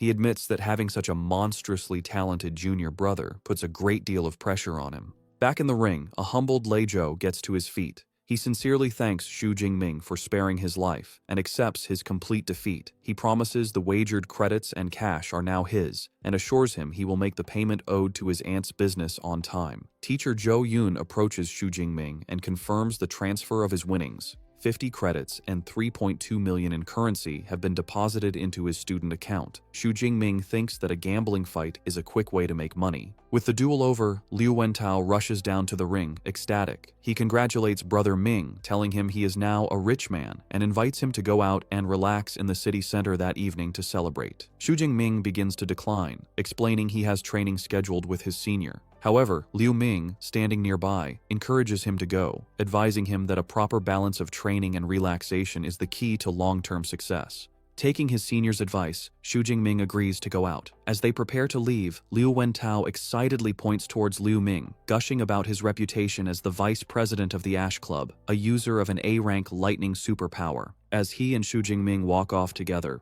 Liu Wentao comments that the famous senior is even more impressive in person. As they leave the arena, Liu Wentao tells Xu Jingming to just follow his lead, as he has arranged the entire program for the evening. A slightly suspicious Xu Jingming looks back and asks what kind of program he is talking about. Liu Wentao turns with a wide, mischievous grin and points at his friend. He reveals his grand plan, the one unmissable event of university life, a social mixer between the male and female dormitories. A table is lavishly spread with food for a social gathering. Liu Wentao approaches Xu Jingming, who is seated at the table. He excitedly tells Xu Jingming how popular he has become, explaining that he posted an invitation for a social mixer on the campus forum. Liu Wentao reveals that over 100 people registered, and he had a hard time choosing who to invite. Xu Jingming smiles and comments on his friend's dedication, asking who he finally chose. Liu Wentao playfully tells him it's a secret for now, but he will meet them soon. Just then, he spots the guests arriving and calls them over. Two young women approach. One, wearing glasses, introduces herself as Qi Dongxia, the invited guest. Her companion, a girl with dark hair, introduces herself as her roommate, Song Qiuqiu. Liu Wentao proudly introduces them to Xu Jingming, highlighting their abilities. He explains that Qi Dongxia has an A-rank beast-type ability, while Song Qiuqiu is a high-level first-tier user with an A-rank light element ability, and was also the top scorer in her province. Xu Jingming politely introduces himself. Upon hearing his name, Song Qiuqiu's expression shifts to one of surprise. She immediately asks Xu Jingming if he would be interested in a sparring match, telling him he can pick the time and place. Her friend, Qi Dongxia, calls her a battle maniac for trying to set up a fight right after meeting, reminding her they were there to socialize. Song Qiuqiu admits that her main reason for coming was the chance to spar with Xu Jingming. Xu Jingming steps in to smooth things over, inviting them to sit down. Liu Wentao clarifies that the plan is just to have fun, eat, and go shopping together. The group spends the evening at the bustling Huaihai commercial street. Song Qiuqiu looks up at the towering skyscrapers, in awe of how magnificent the city is. As they walk, Qi Dongxia admires the clothes in a window, while Xu Jingming notices the wide array of high-end equipment for superpowered individuals, including A-rank weapons. He observes a display of blades and elixirs, thinking this commercial center offers a far greater selection of gear than his hometown of Jiangcheng. Their outing continues as they enjoy some street food together. Later, they browse a clothing boutique. As the girls shop, Xu Jingming offers to hold Song Qiuqiu's shopping bag, and their hands briefly touch as he takes it. Afterward, Xu Jingming watches as the two girls walk ahead, looking at a jewelry display. By the end of the evening, Xu Jingming is holding many shopping bags, surprised they spent several million in just a few hours. Liu Wentao remarks that despite Song Qiuqiu's simple style, she is quite a wealthy young woman. When Xu Jingming seems curious, Liu Wentao leans in to explain that her family background is also incredibly powerful. Just then, Qi Dongxia cheerfully calls out to them to help carry one final bag, while Song Qiuqiu thinks it is probably time to head back. The night ends with Xu Jingming and Liu Wentao walking the girls back to their impressive villa. Song Qiuqiu tells the boys that they had a lot of fun. Both Xu Jingming and Liu Wentao wave goodbye as the girls head towards their home. However, before leaving, Song Chu-kyu stops and faces Xu Jingming with a serious expression. She tells him she was serious earlier and promises that one day she will formally challenge him to a sparring match. Her determined declaration surprises Xu Jingming for a moment, but he quickly recovers, a confident smile on his face as he accepts her challenge, saying he is looking forward to it. Song Chu-kyu seems pleased before turning to go inside. Once inside, Chi Dongxia begins to tease her friend. She remarks that she has never seen Song Chu-kyu show a pleasant expression to any boy since they started university, with Xu Jingming as the only exception. She happily concludes it was a great idea to bring her. Song Chu-kyu explains the reason for her usual coldness. She reveals her A-rank light element ability lets her perceive the inner thoughts of others, so she is constantly exposed to the impure thoughts of the boys around her. However, she says Xu Jingming is different. Her ability revealed he only holds a sense of appreciation with no impure intentions. She concludes thoughtfully that he is special.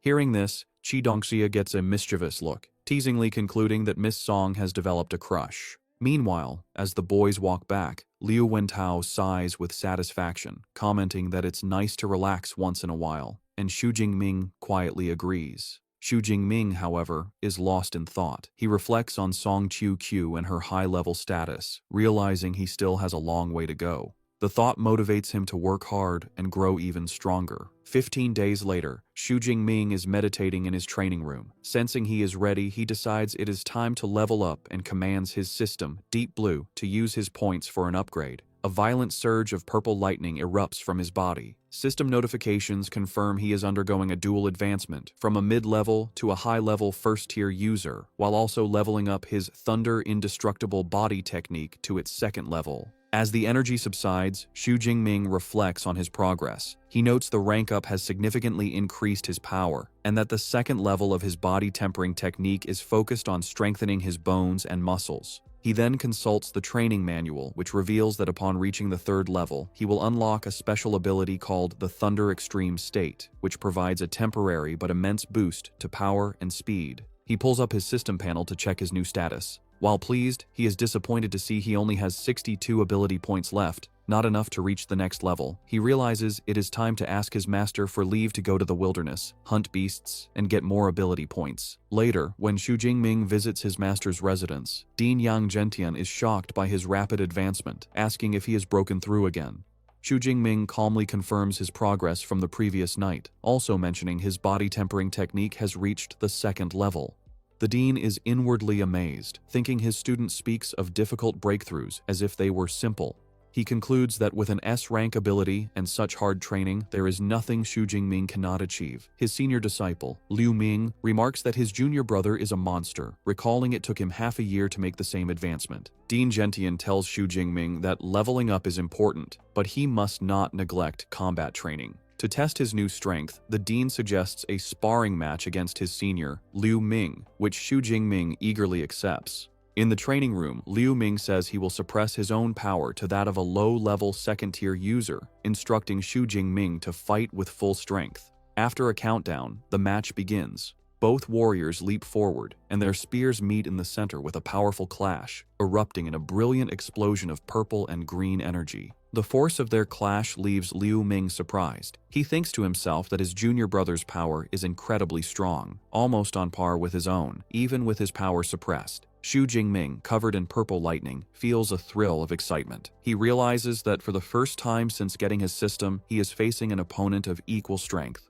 Deciding to press his advantage, Xu Jingming concentrates a sphere of lightning in his hand and unleashes his Thunder Prison technique. The massive orb of electricity flies across the room, forcing Liu Ming to defend himself. Before his senior can recover, Xu Jingming leaps and follows up with another attack, throwing a volley of lightning spears in a move like his Chain Thunder Gun technique. Liu Ming recognizes the combination of skills. With a smirk, he notes that this is the same combination that defeated Lei Zhou, but declares that he is no mere freshman. He gathers his own power and unleashes a devastating counterattack, a massive torrent of teal-colored lightning called Jade Pivot True Thunder. 20 minutes later, the intense battle is over. An exhausted Xu Jingming leans on his spear for support. He concedes the match, admitting that his divine thunder energy is depleted and that he has lost. Liu Ming, however, reassures him. He explains that Xu Jingming did not lose because of skill, but was simply at a disadvantage due to lower energy reserves. Their master, Dean Yang Gentian, approaches them, praising the fight as an exciting spectacle. He admits Xu Jingming's performance far exceeded his expectations. He had thought Liu Ming would win easily, but instead they were so evenly matched, the outcome was decided by a battle of attrition. Liu Ming then asks his junior brother if he is aware of the true level his combat power reached during their fight. When Xu Jingming looks back, puzzled, Liu Ming makes a stunning declaration. His power is now unrivaled in the second tier. The weight of this new assessment leaves Xu Jingming looking thoughtful and determined. After the intense sparring session, Dean Yang Gentian announces that the training is over and tells everyone to rest. The butler, Uncle Fu, brings over a tray of spirit fruits, explaining they are perfect for recovering after training. Seizing the moment, Xu Jingming approaches his master with a request. He reveals his intention. He is preparing to leave the university to go on a trip to the wilderness. The dean is taken aback and asks how long he plans to be gone. Xu Jingming explains he intends to stay for over a month, planning to return just before the freshman competition. The long duration of the trip clearly worries his master. With a stern expression, the dean warns him that the wilderness is far more dangerous than the exam grounds. He explains there is no army protection, and beasts roam without predictable patterns, making it easy to encounter a high-level creature. He emphasizes the dangers of staying for over a month are immense. However, seeing his disciple's determination, the dean relents. He decides that if Xu Jingming is set on going, he will not stop him. He places a firm hand on his student's shoulder, giving him one piece of advice. If a situation ever looks bad, he must flee without hesitation. The dean explains that the path to becoming powerful is filled with life and death crises, and since his disciple is so ambitious, he will not stand in his way. Xu Jingming bows his head in gratitude, thanking his master for his understanding. The dean then asks which wilderness area he plans to visit. As Xu Jingming takes a spirit fruit from Liu Ming, he replies that he is heading to the wilderness near Yuanshui City. This news seems to relieve the dean, who notes the area is next to Magic Capital, and the beasts there only go up to tier 4 or 5, making it a relatively safer choice. He tells Xu Jingming that he will have Liu Ming share some valuable experience with him later, an offer Xu Jingming accepts. As a final gesture of support, the dean explains that since he cannot offer much help while he is away, he will at least provide him with a suitable weapon. A glowing ring on his finger begins to shine with a bright teal light, and he takes Xu Jingming's hand, preparing to give him his gift. Back in his dorm room, Xu Jingming sits on his bed, his new spear and a packed bag beside him. He asks the AI, Eva, to open the university's mission system. As holographic screens appear, he recalls the advice his senior disciple, Liu Ming, gave him. Before leaving for the wilderness, it is a good idea to accept some missions to earn extra credits. He looks through the list, noting the variety of tasks available, such as collecting beast materials, gathering rare herbs, and capturing fugitives. The rewards vary by difficulty, with C and D rank missions offering modest credits, while S and A rank missions offer much more. Xu Jingming observes that all the high-reward missions involve combat, remarking to himself that this must be the training model of Modu University, pushing its students into dangerous situations to grow stronger. He remembers a saying that the most outstanding students are not found on campus but out in the world. With this in mind, he selects 1 A rank and 3 B rank missions for his trip. With his preparations complete, Xu Jingming puts on his new combat attire, slings his backpack over his shoulder, and prepares to leave. As Eva wishes him good luck, he thinks to himself that there is no time to waste and he must set out immediately. His journey takes him to the Yuanshui City Supply Base, a bustling town in a mountainous region that serves as a forward base for those venturing into the wilderness. The streets are filled with adventurers trying to recruit members for their beast hunting teams. Xu Jingming arrives, taking in the lively atmosphere with satisfaction, thinking that he has finally made it. He walks through the streets and enters a grand building that serves as a registration hall for adventurers. The hall is filled with other armed individuals. A woman in an elegant red dress who works as a receptionist greets him warmly and asks how she can assist him. Xu Jingming states his purpose, explaining he wants to register as an adventurer. He holds up his identification, knowing that to enter the wilderness, one must first register for a nationally recognized adventurer identity. The receptionist takes Xu Jingming's university ID and is impressed that he is a student from Modu Superpower University. She remarks that it is rare to see a first-tier user like him venturing into the wilderness so soon. She informs him it will take a little while to process his registration and suggests he rest in the hall while he waits. As Xu Jingming waits, he walks through the hall, observing the other adventurers. Suddenly, a commotion erupts near the entrance. A group of men exclaim in excitement as a newcomer arrives. They recognize her as the goddess Jiang Chuxuan, commenting on her beauty and powerful aura, noting that such a presence is expected from a student of Modu University. The center of attention is a stylish woman with long white hair and sunglasses, who walks through the hall with confidence, followed by 2 large bodyguards and a cameraman. She is Jiang Chuxuan, a second-year student from Modu Superpower University. The onlookers gossip, speculating she must be there to film new material for her online videos. They praise her content and marvel at her popularity, with one man stating she has at least 10 million fans. Another corrects him, claiming she has over 15 million followers and passionately declares he would trade 10 years of his life to be her boyfriend. From a distance, Xu Jingming observes the scene. He recognizes she is a fellow student, and internally notes her beauty is on par with Song Chukyu's. His observation is interrupted when the receptionist calls him over. She hands him his new adventurer card and a satellite smartwatch, explaining the watch has a map of the wilderness detailing beast activity and danger levels. Xu Jingming thanks her. As he turns to leave, a shady-looking man stops him. The man guesses this is Xu Jingming's first trip into the wilderness and warns him it is dangerous to go unprepared, offering to sell him some essential elixirs. Intrigued, Xu Jingming asks about the price. The man eagerly opens his coat to reveal hidden pills, offering first-grade healing elixirs for 20,000 and antidote elixirs for 15,000. He also mentions he has more potent second-grade versions, though they are more expensive. Xu Jingming casually remarks that the prices don't seem that high. The merchant laughs, pleased, and boasts that he is well known for selling cheap and effective elixirs. However, Xu Jingming's expression turns sharp.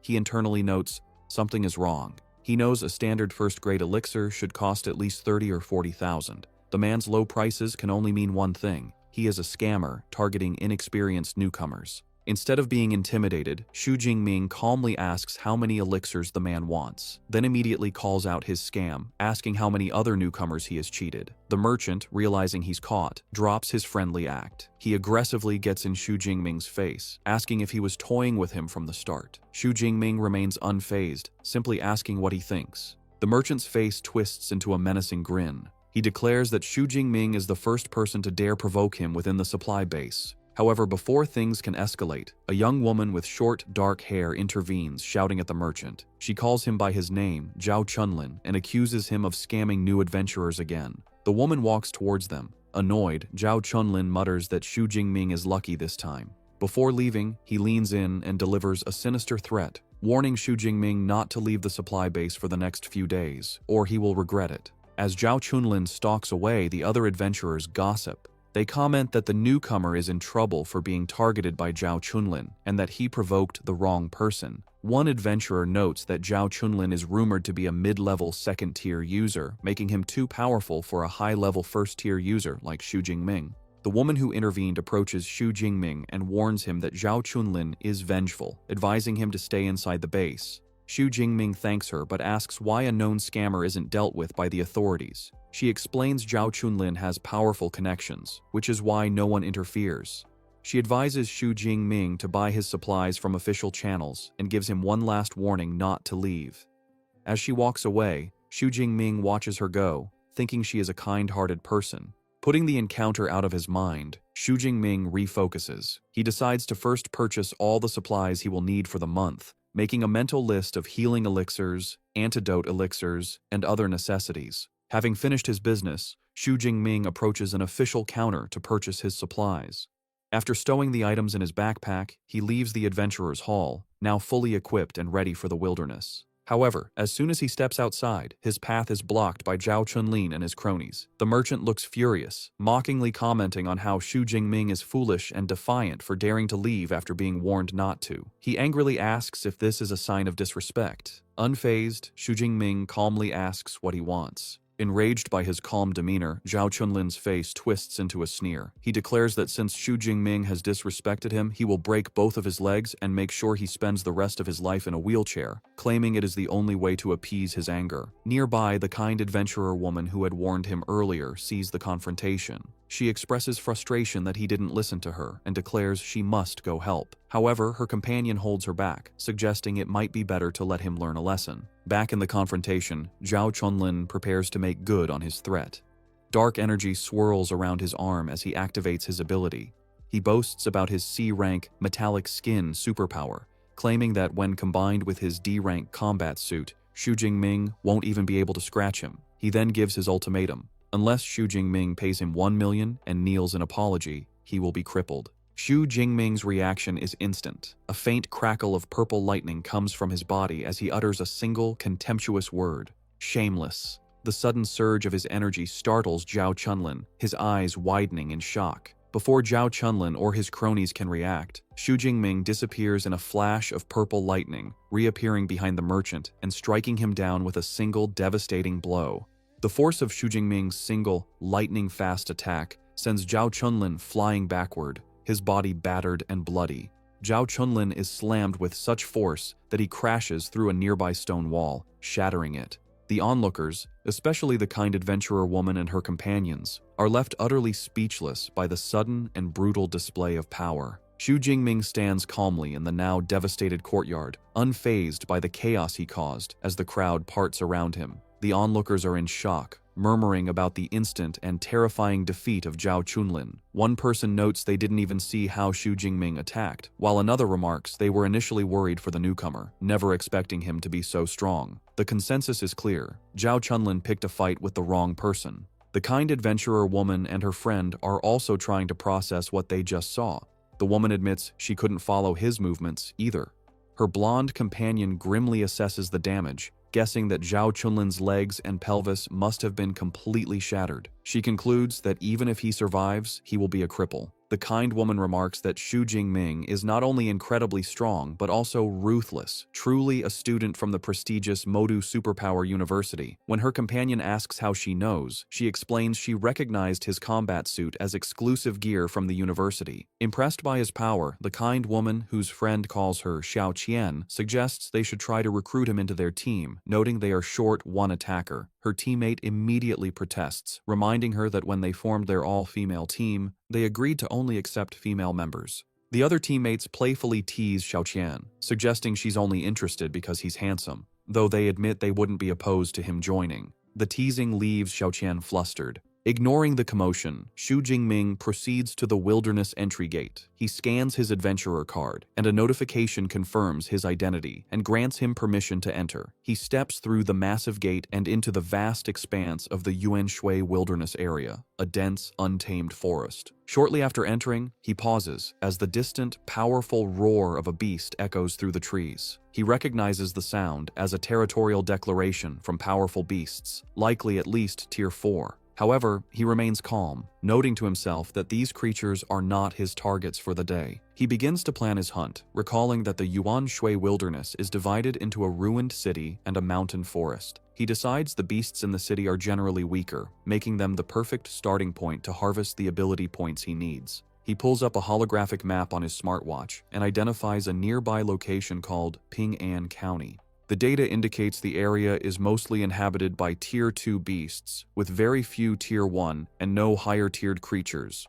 With its large area and an estimated 500 to 600 beasts, he concludes it is the ideal hunting ground. With a determined cry, Xu Jingming declares his arrival in Ping'an County and breaks into a full sprint, his body covered in a faint blue aura as he moves with incredible speed through the forest. He soon enters the desolate, ruined streets of the county, where his presence immediately attracts a ferocious, wolf-like beast that lunges at him from the shadows. Xu Jingming calmly identifies his attacker as a Tier 2 Shadow Cat, seeing it as a timely delivery of ability points. However, as he prepares to fight, he suddenly clutches his chest in pain. He feels the violent, negative emotions from the Thunder Tyrannosaurus blood stirring within him, filling him with an overwhelming urge to kill. He realizes the more he tries to suppress this impulse, the stronger it becomes. A savage, manic grin spreads across his face as he decides he has had enough of holding back. Unleashing a torrent of purple lightning, he embraces the bloodlust, his sudden transformation, and terrifying aura leaving the Shadow Cat frozen in fear. The scene then shifts to 1 month later.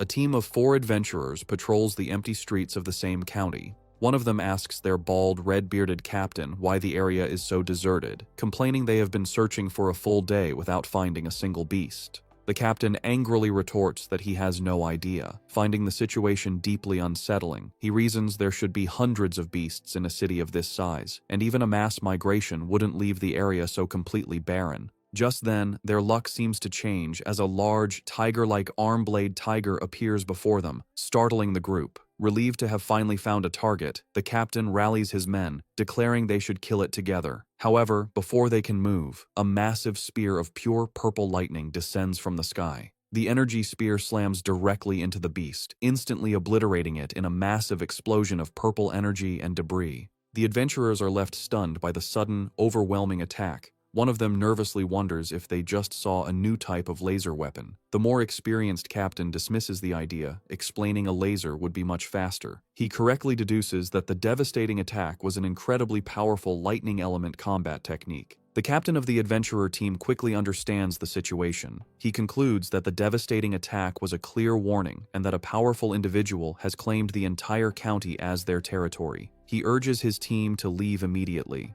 His men scramble to follow, with one commenting on how terrifying the lightning spear was, while another finally understands why they couldn't find any beasts. They had all been wiped out by this powerful lightning user. The captain yells at them to hurry, fearing the consequences if they linger and anger the mysterious powerhouse. The scene shifts to reveal the powerhouse, Xu Jingming, perched calmly on a high-rise structure. A system notification pops up, confirming his kill of a Tier 2 arm-blade tiger and awarding him 19 ability points. He reflects on his progress, pleased that after reaching a high level of proficiency, his Thunder Spear technique now has a range of over 1,000 meters. He then pulls up his status panel to review his accomplishments over the past month. By accumulating over 8,000 ability points, he has advanced from a high-level first tier to a high-level second tier user, and his Thunder Indestructible body has broken through to the third level. He also proudly notes that he has managed to raise several of his A-rank combat techniques to the intermediate level, a feat he believes no one else could achieve in such a short time.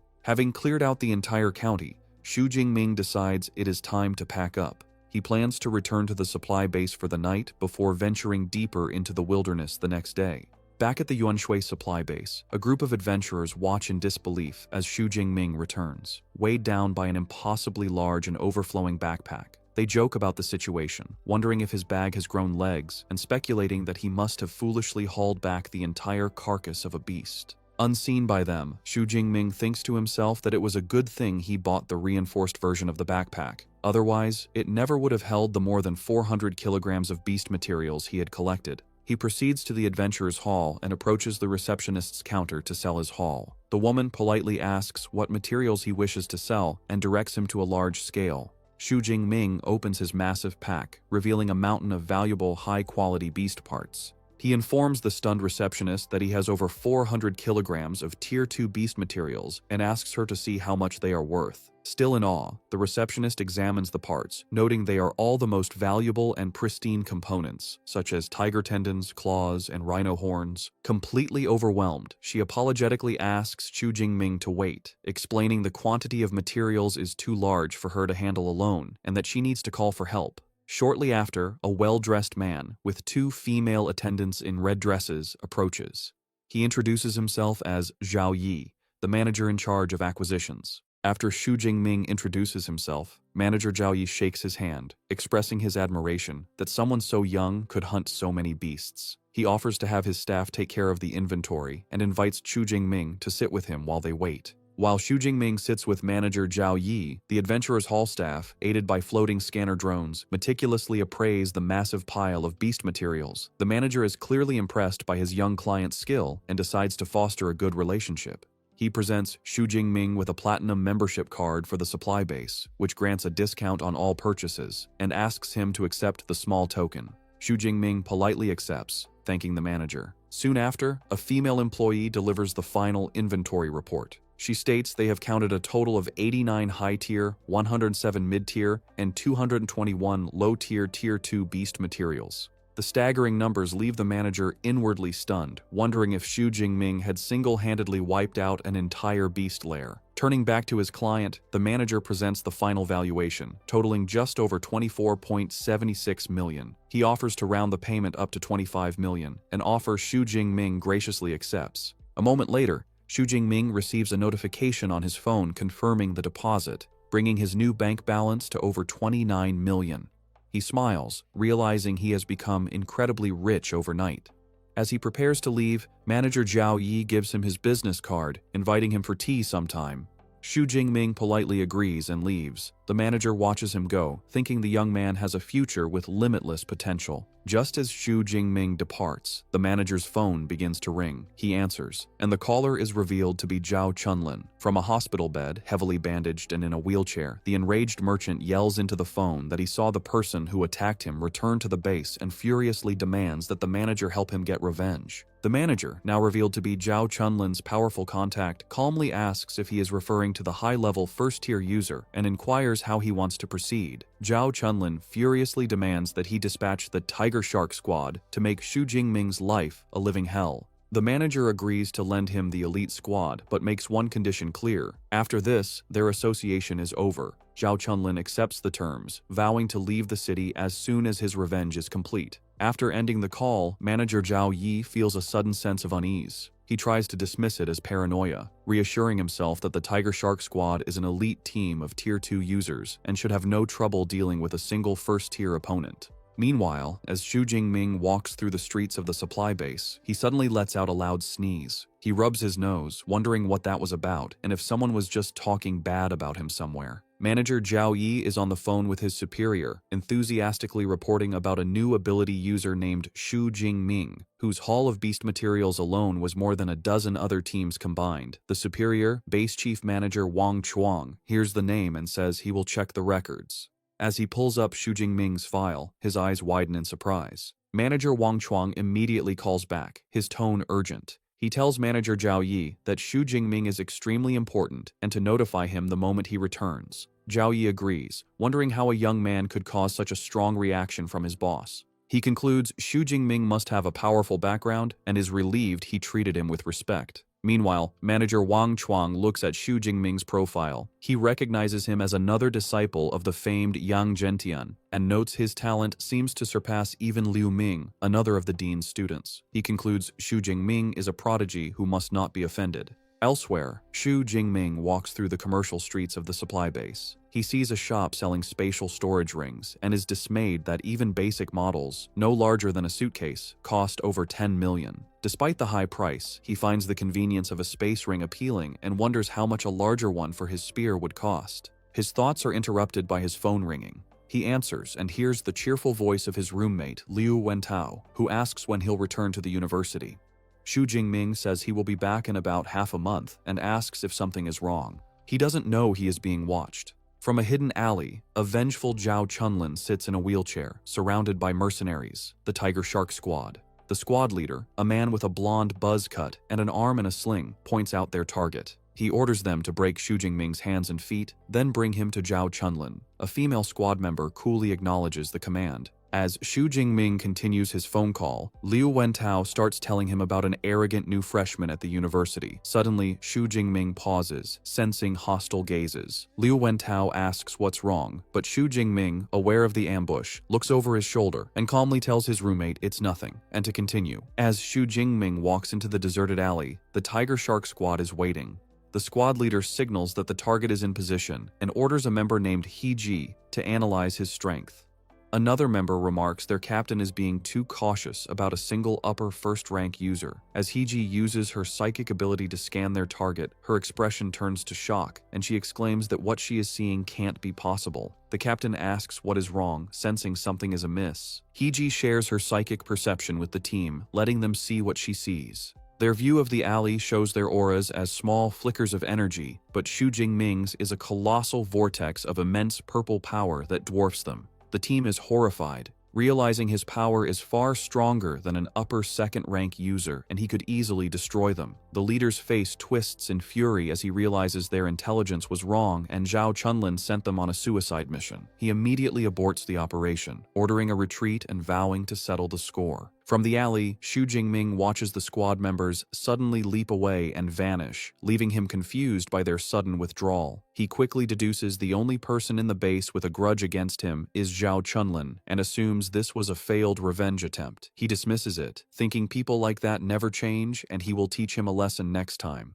The enraged Tiger Shark squad returns to Zhao Chunlin. The squad leader storms up to the merchant and slaps him powerfully across the face. The force sends Zhao Chunlin flying from his wheelchair. Stunned and in pain, he demands to know why he was attacked. The leader looks down with contempt, yelling that Zhao Chunlin's faulty intel was a death trap. He reveals the shocking truth. Their target wasn't an upper first-rank user, but a powerful upper second rank. The news leaves Zhao Chunlin speechless, unable to understand how Xu Jingming grew so powerful in just over a month. The squad leader, his face cold with disgust, declares he doesn't care. He terminates their mission, leaving Zhao Chunlin broken on the ground as his team departs. The Tiger Shark squad leader reports back to manager Zhao Yi, who is surprised to see them return so soon. The squad leader confirms the mission was terminated. He explains that Zhao Chunlin's intelligence was wrong. The target was an upper second rank user. He corrects himself, saying it's worse. Their scanner showed his combat strength is at least third rank, which is why they retreated. Manager Zhao Yi is enraged, wondering how Zhao Chunlin could make such a huge mistake. A sense of dread dawns on him, and he asks for the target's name.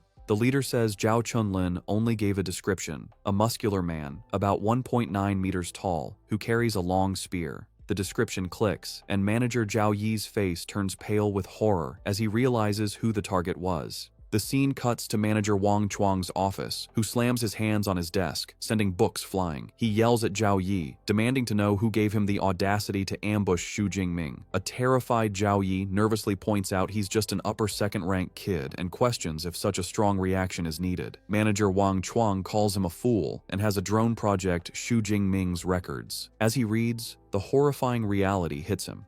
The file confirms Xu Jingming is an 18-year-old upper second-rank user, the top scholar of Jiangnan province, and a freshman at Modu Superpower University. The most damning detail is his mentor, the legendary Yang Zhentian.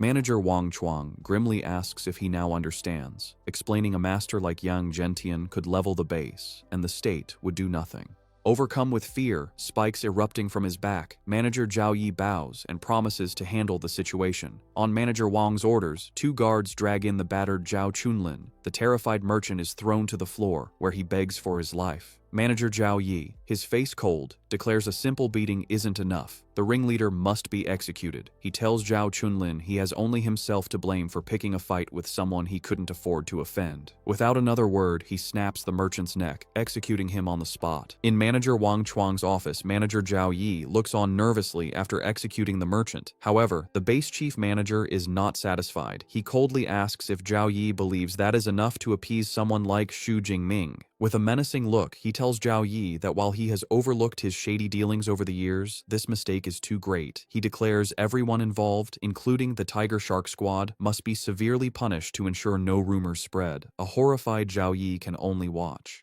The scene shifts to the Adventurers Hall entrance, where the base's top management has gathered in a formal line. A crowd, including Xiao Qian and her team, observes the gathering. They recognize manager Wang Chuang at the front and note all department heads are present. They guess such an impressive lineup must be for someone very important.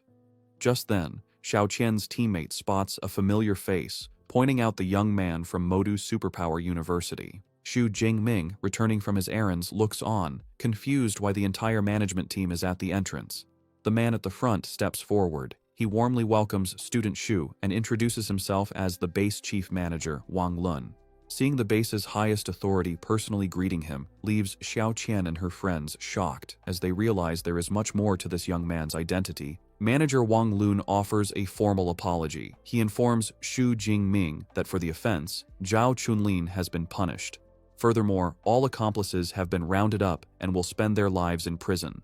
To make amends, the manager explains, the base has prepared reparations. Xu Jingming is impressed, thinking that a chief manager certainly handles matters cleanly and decisively. A female attendant brings forward a box, presenting Xu Jingming with the base's highest-level black gold membership card. Manager Wang Lun explains this card grants him free lodging and a minimum 20% discount on all purchases. Another attendant then presents a second gift, a small box containing a 1 cubic meter space ring. The incredible value of this gift leaves Xu Jingming completely stunned as he realizes what he is being offered. Holding the space ring, Xu Jingming notes its incredible value, saying it would cost at least 50 million on the market. He accepts the gift, acknowledging manager Wang Chuang's sincerity. Manager Chuang praises Xu Jingming, commenting that his boldness is what he would expect from a student of Yang Zhentian. He mentions that Xu Jingming's senior disciple, Liu Ming, also trained at the base. Before Xu Jingming leaves, manager Wang Chuang assures him that if he runs into trouble in the city, he should contact him, as his influence is significant. Xu Jingming understands this special treatment is entirely due to his master's powerful backing. Later, in the luxurious room from his new black gold membership, Xu Jingming finally relaxes. After a month of hard training, he is grateful for the rest. He decides to bind the space ring to himself, a process that requires leaving a spiritual imprint on it. With his strong spiritual power far surpassing an average user of his level, he completes the task easily. Testing the ring, he finds he can retrieve items with a simple thought and store them with a touch. Although it can't hold living things, he finds it very convenient. His rest is interrupted by a call from his master, Yang Zhentian. Xu Jingming informs him he just returned from the wilderness and has something important to report. Upon learning someone sent mercenaries to attack his disciple, Yang Zhentian becomes enraged. He shouts over the phone that a space ring is too light a compensation for an assassination attempt and threatens to destroy the base if anything had happened to Xu Jingming. Once calmer, he asks why the elite squad retreated. Xu Jingming speculates they realized his strength was much greater than they expected, seeing him as an upper-tier second-rank user, forcing them to fall back. The news leaves Yang Zhentian speechless. He shouts into the phone in disbelief that Xu Jingming has already reached that level in just 1 month. His master's shock quickly turns into a proud laugh. He praises Xu Jingming, stating his cultivation speed is even faster than his was, and eagerly asks when he plans to return so they can celebrate. Xu Jingming tells him he will be back just before the semester begins, as he plans to use the remaining time to explore more dangerous areas. His master warns him to be careful, and Xu Jingming assures him he will. After the call, Yang Zhentian is still beaming with joy. His butler, Uncle Fu, remarks it has been a long time since he's seen him so happy. The dean can't contain his admiration for Xu Jingming's astonishing speed of improvement. He reflects that life and death crises, which are catalysts for others, seem to work like a powerful cheat device for his talented disciple, speeding up his growth at an incredible rate. Following his plan, Xu Jingming ventures into the forest mountain range, a more advanced part of the wilderness. As he walks, the air is filled with the roars of fierce beasts. He notes this area seems much richer in resources than the ruined city he had cleared. His keen senses pick up on an attack just as his boot snaps a twig, alerting his foe to his position. Suddenly, invisible energy slashes tear through the air, aimed at him. Reacting with incredible speed, Xu Jingming dodges the assault, the blasts narrowly missing him and slicing through the trees. The attacker reveals itself, a large, ferocious Gale Dreadwolf. Xu Jingming calmly analyzes it, guessing that most third-rank beasts have special abilities. He identifies the wolf as a wind element creature, likely at a mid-tier third-rank level, and wonders how many ability points its defeat will give him. As Xu Jingming prepares to fight the beast, he senses another group approaching. It is the popular streamer Zhang Chuxuan, with her bodyguards and a cameraman. One of her men points out the Gale Dreadwolf, suggesting it would be perfect for Miss Zhang to defeat on camera. The team leader orders his subordinate to block the wolf's escape, intending to claim the beast for themselves. Xu Jingming observes this, thinking they are trying to steal his kill, which is against the wilderness rule where the first person to find a resource has claim to it. However, Zhang Chuxuan expresses her disapproval. She states that she dislikes taking another's prey just for filming content. The leader tries to frame it as a heroic rescue for their stream. Zhang Chuxuan is not convinced, saying she doesn't need fake praise and pointing out that Xu Jingming appears calm and capable, not needing help. Following her wishes, the team leader complains quietly but agrees to find another beast. He orders his team to leave. Xu Jingming watches them go, thinking Zhang Chuxuan's character is surprisingly decent for a famous online personality. However, he also notes the team leader seemed to have little authority. He dismisses the thought and refocuses on his hunt. The Gale Dreadwolf, annoyed that Xu Jingming stood his ground, lunges in a furious attack. Unfazed, Xu Jingming easily evades the beast's charge. The attack throws Xu Jingming slightly off balance, enraged that its prey is not taking it seriously. However, Xu Jingming quickly recovers and retaliates. Channeling his lightning power, he brings his spear down with immense force, plunging the electrified tip into the beast's skull. The beast collapses. A system notification confirms the kill, awarding him 34 ability points. Xu Jingming reflects on the reward, noting with satisfaction that getting over 30 points from a single third-rank beast is quite good. With a smirk, he looks forward to the last 10 days of his expedition, eager to hunt as many beasts as possible. 7 days later, Xu Jingming's hunt continues. He finds a troop of large, ape-like beasts, who are startled by a brilliant flash of light from above. He unleashes a powerful ranged technique, a massive spear of pure energy, which descends from the sky and slams into the ground, creating a powerful explosion. The blast leaves a crater with one ape-like creature lying heavily wounded within it. Xu Jingming is surprised his thunder spear attack didn't instantly kill the leader. He acknowledges that, as expected of a third-rank beast leader, it is durable. With a menacing look, purple lightning crackling around him, he decides not to waste time on the lesser beasts. He resolves to finish them all off quickly. He charges into the remaining group, his body covered in lightning. He moves like a blur, weaving through their attacks and striking them down with his spear. Standing over the defeated ape-like beasts, Xu Jingming's hunt in this area is a success. He checks his system panel, a satisfied smile on his face as he sees he has over 3,000 ability points. He thinks this amount should be enough to finally learn the powerful S-rank combat techniques he has been eagerly anticipating. Just as he is about to move on, his smartwatch beeps, projecting a holographic distress signal. Elsewhere, Jiang Chuxuan is desperately fleeing for her life, leaping through the trees at incredible speed. She is being pursued by a massive, armored, dragon-like creature. Through her panicked thoughts, she reveals her team was scattered by a powerful fourth-rank beast, and in the chaos, she ran into another foe, a low-tier, third-rank ground-digging dragon. She knows any beast associated with dragons is very fierce. As a mid-tier second-rank user, she understands she has no chance of winning, even with a power-boosting pill. Her only hope is that another superpowered person will see her distress signal and come to her aid. Her situation becomes worse when she breaks out of the dense forest into an open clearing. She realizes, with a sense of doom, that without cover, the beast will surely catch her. As she feared, the creature closes in, cornering her completely. Just as the beast is about to strike, a massive spear of pure purple lightning descends from the sky, slamming in front of the creature and stopping its attack. Xu Jingming appears in a flash of lightning, standing protectively between her and the stunned beast.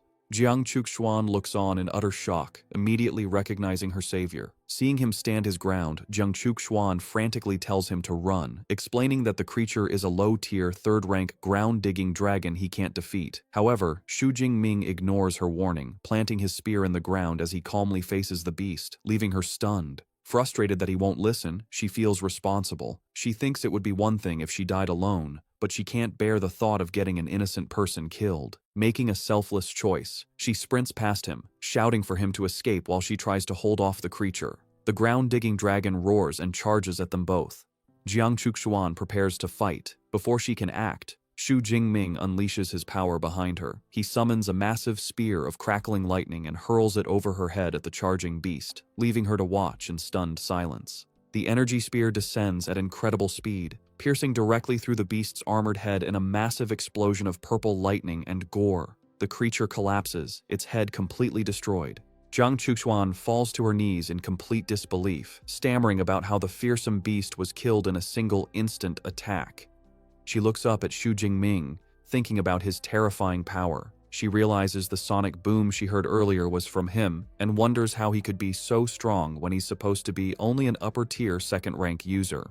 A notification appears for Xu Jingming, confirming the kill and awarding him 36 ability points. He smirks, thinking that, as expected of a beast with dragon in its name, it provides more points than a normal beast of the same rank. After the battle, Xu Jingming approaches Jiang Chuxuan, who is still on the ground, and asks if she is all right. She says she is fine, just weak in the knees, and thanks him for saving her. He modestly replies that anyone would have done the same and helps her up. Standing, Jiang Chuxuan says she owes him a great debt for saving her life, and he can ask for anything in the future. Xu Jingming politely declines, but says an autographed photo for his roommate would be the best reward. The request surprises her, but she agrees, saying she doesn't have one with her, but can give it to him at the supply base. Her attention is then drawn to his weapon. She recognizes it as the famous Dark Cloud Gale Spear, and asks if he's a student at Modu University. He confirms it was a gift from his master.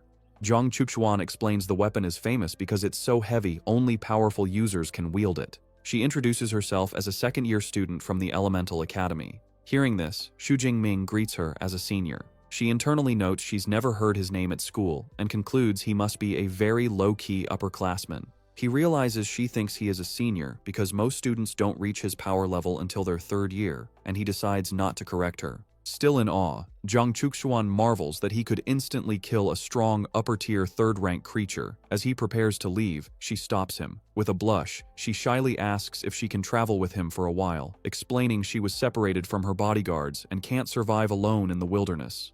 Xu Jingming agrees to escort her to the ruined city, from where she can get back safely. She happily thanks him. As they walk, she suggests they check the beast's cave for valuable items, which is why it attacked her. Xu Jingming agrees it's worth a look. On the way, she asks which academy he belongs to. When he says he is from the Weaponry Academy, she comments that she knows their dean, Yang Zhentian, has a very fierce nickname. Xu Jingming calmly informs her the dean is his master. The revelation leaves Zhang Chuxuan flustered and embarrassed, and she apologizes profusely for speaking badly of his teacher.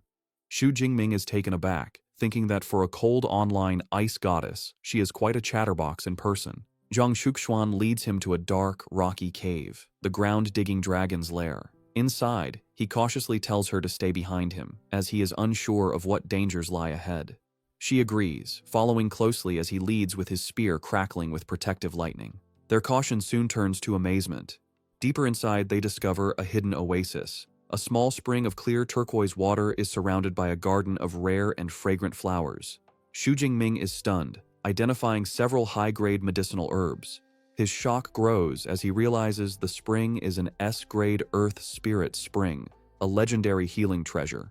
He turns to Zhang Chuan in disbelief, asking if she is certain. She confirms it, explaining the spring nourishes the surrounding plants, turning them into rare and powerful herbs. Xu Jingming is impressed by her deep knowledge. She proudly reveals she is a certified second-grade pharmacist, a qualification he knows is very difficult to achieve. After assessing their find, Zhang Chuxuan estimates there is enough spring water for at least 5 portions of S-grade healing liquid. As thanks for saving her life, she selflessly offers the entire treasure to him. However, Xu Jingming proposes a fairer deal. He suggests they split the spring water, with him taking 4 parts to her 1, and divide the herbs equally. Delighted by his generous offer, she happily accepts. As Xu Jingming and Zhang Chuxuan are dividing their findings, her team of bodyguards arrives at the cave entrance. One man is skeptical, questioning what could be valuable in an unguarded cave. The team leader corrects him, pointing out traces show it's the lair of a third-rank ground-digging dragon, and dragon nests often contain rare treasures. As they enter, they are surprised to find Zhang Chuxuan and Xu Jingming inside.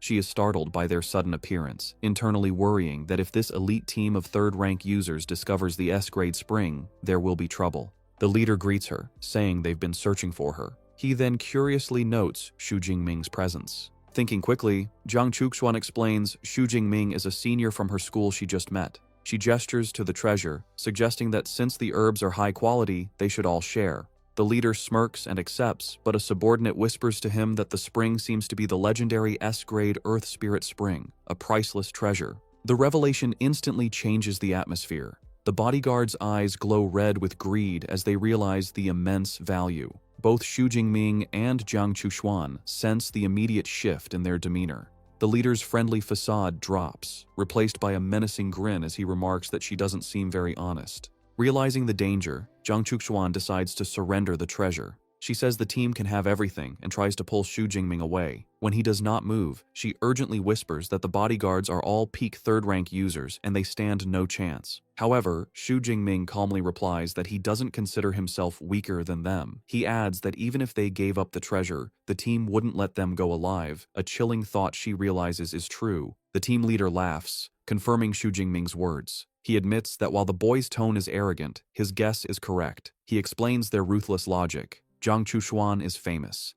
If they let her go, she could expose them online and ruin their careers. Therefore, he concludes, it is safer to kill them both and keep the secret buried in the cave forever. Refusing to be a liability, Zhang Chuxuan makes a difficult choice. She pulls out and swallows a red, power-enhancing blood-burst pill, determined to fight alongside her rescuer. The pill immediately takes effect, causing her A-rank ice superpower to surge violently. She unleashes her power, sending a wave of frost across the ground that begins to freeze the feet of the bodyguards. The team leader, unfazed, gives his orders. He instructs one man, Zhou Chong, to deal with Xu Jingming first, whom he mockingly calls Jiang Chuxuan's lover. The rest of the team is ordered to secure the cave entrance.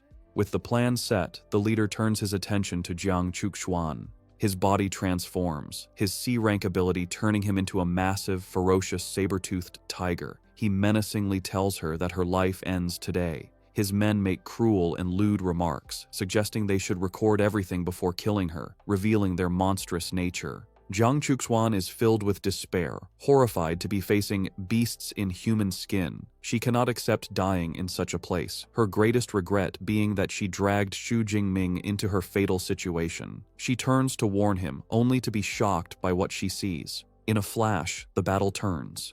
The tiger-transformed leader's eyes widen as he senses movement. Before anyone can react, Xu Jingming appears behind Zhou Chong, his spear already through the man's chest. The bodyguard collapses, defeated in an instant. Xu Jingming looks down on his fallen foe coldly, remarking that even a third-tier fighter isn't much of a threat. The leader is stunned by Xu Jingming's incredible speed, unable to understand how his mid-tier third-rank subordinate was taken down so easily. He realizes with a grim expression that he has misjudged the situation. Xu Jingming is the true threat. Roaring with fury, he unleashes his own attack, swinging his massive axe in a devastating tiger roar slash. However, Xu Jingming effortlessly dodges the powerful blow, his body a blur of purple lightning. As he dodges, he analyzes his opponent's strength. He concludes that the peak third-tier captain's raw power is far stronger than his, and he realizes he can no longer afford to hold back. The tiger-transformed leader and his men are left confused by Xu Jingming's display of power. Realizing he is facing a much stronger opponent than he thought, Xu Jingming decides he can no longer hold back. He unleashes a hidden power, activating his Thunder Extreme mode. A massive, violent surge of raw purple lightning erupts from him, tearing his shirt and revealing a newly muscular physique. Jiang Chuxuan can only watch in stunned silence, her face a mix of awe and concern. The sheer force of this transformation shocks the tiger leader, who stares at the dark, swirling energy and wonders what kind of monster Xu Jingming is. Xu Jingming's appearance changes dramatically. His eyes now glow a piercing blue with slitted pupils, and two large demonic horns sprout from his head, completing his terrifying new form. He revels in the incredible surge of power, finding the feeling amazing. After a moment of shock, the leader dismisses the change, believing it to be just a special mode meant to be intimidating. Regaining his confidence, he prepares to attack again. With a ferocious grin, Xu Jingming rushes forward. The two warriors clash, the leader using a defensive skill called Lying Tiger Stone, certain his armor can withstand any attack from a lower-rank user. However, he is proven fatally wrong as Xu Jingming's own Lightning Gale Slash connects with his weapon. The force of Xu Jingming's attack is overwhelming, shattering the leader's powerful armor. The impact sends the massive Tiger Man flying backward, completely defeated. Xu Jingming stands confidently in his transformed state, declaring his body is now 3 to 4 times stronger, a level of power the leader's tough, beast-like hide could not withstand. The battle is not over. With their leader defeated, another bodyguard lunges at Xu Jingming, unleashing a powerful B-rank skill, the Flame Claw. Even in his transformed state, Xu Jingming's control is absolute. He effortlessly blocks the fiery assault with his own lightning. The bodyguard is left in utter disbelief, unable to comprehend how his advanced technique could be so easily stopped by a supposedly lower-ranked opponent. Xu Jingming stands over the now-defeated bodyguard. Acknowledging his opponent's resilience, he remarks that it's expected from a peak third-tier fighter, but declares he will end the fight with one final blow. Terrified, the man begs for his life, offering Xu Jingming the Earth Spirit Spring and all his savings. Xu Jingming coldly dismisses his plea, stating that it is too late for begging. Jiang Chuxuan watches the scene, her mind reeling in disbelief. She thinks that the team she hired, who cost a fortune and whose captain was rumored to be invincible, was utterly dismantled. She has never heard of any student from her university with such a powerful record, leading her to wonder if his ability might even be S rank. With the others defeated, Xu Jingming turns his attention to the remaining bodyguards. In his transformed state, he feels the violent, bloodthirsty urges from the Thunder Tyrannosaurus blood resurfacing, and he menacingly tells them it is their turn. The two men are frozen in terror, calling him a demon. Xu Jingming scoffs, retorting that compared to murderers like them, he considers himself far more human. Realizing they are outmatched, the remaining men make a desperate final stand. On their leader's command, they all consume their own blood-burst pills, preparing to fight to the death. The battle that follows is swift and brutal. The scene cuts to the aftermath, where Xu Jingming, now back in his normal form but shirtless, stands victorious amidst the defeated bodies of the entire team. The immense power of his Thunder Extreme mode has taken its toll. He leans against a rock wall, breathing heavily and completely exhausted. He reflects that while his transformation is incredibly powerful, the energy drain is severe. Using it for just over 10 minutes, he realizes, is more draining than fighting for several hours. After the intense battle, a concerned Jiang Chuxuan rushes to Xu Jingming's side, asking if he is all right. Despite his exhaustion, he reassures her that he is fine and suggests they collect the valuable spring water and herbs before they rest. Standing by the pristine spring, Jiang Chuxuan expresses her relief that the bloody fight did not contaminate the precious resource. They proceed to carefully fill several glass bottles with the potent water from the Earth Spirit Spring. After they finish, Xu Jingming notes they collected even more than they had estimated. He hands 1.5 bottles to Jiang Chuxuan, insisting she take them as her share, acknowledging that she also fought hard. Overjoyed by his generosity, she thanks him enthusiastically.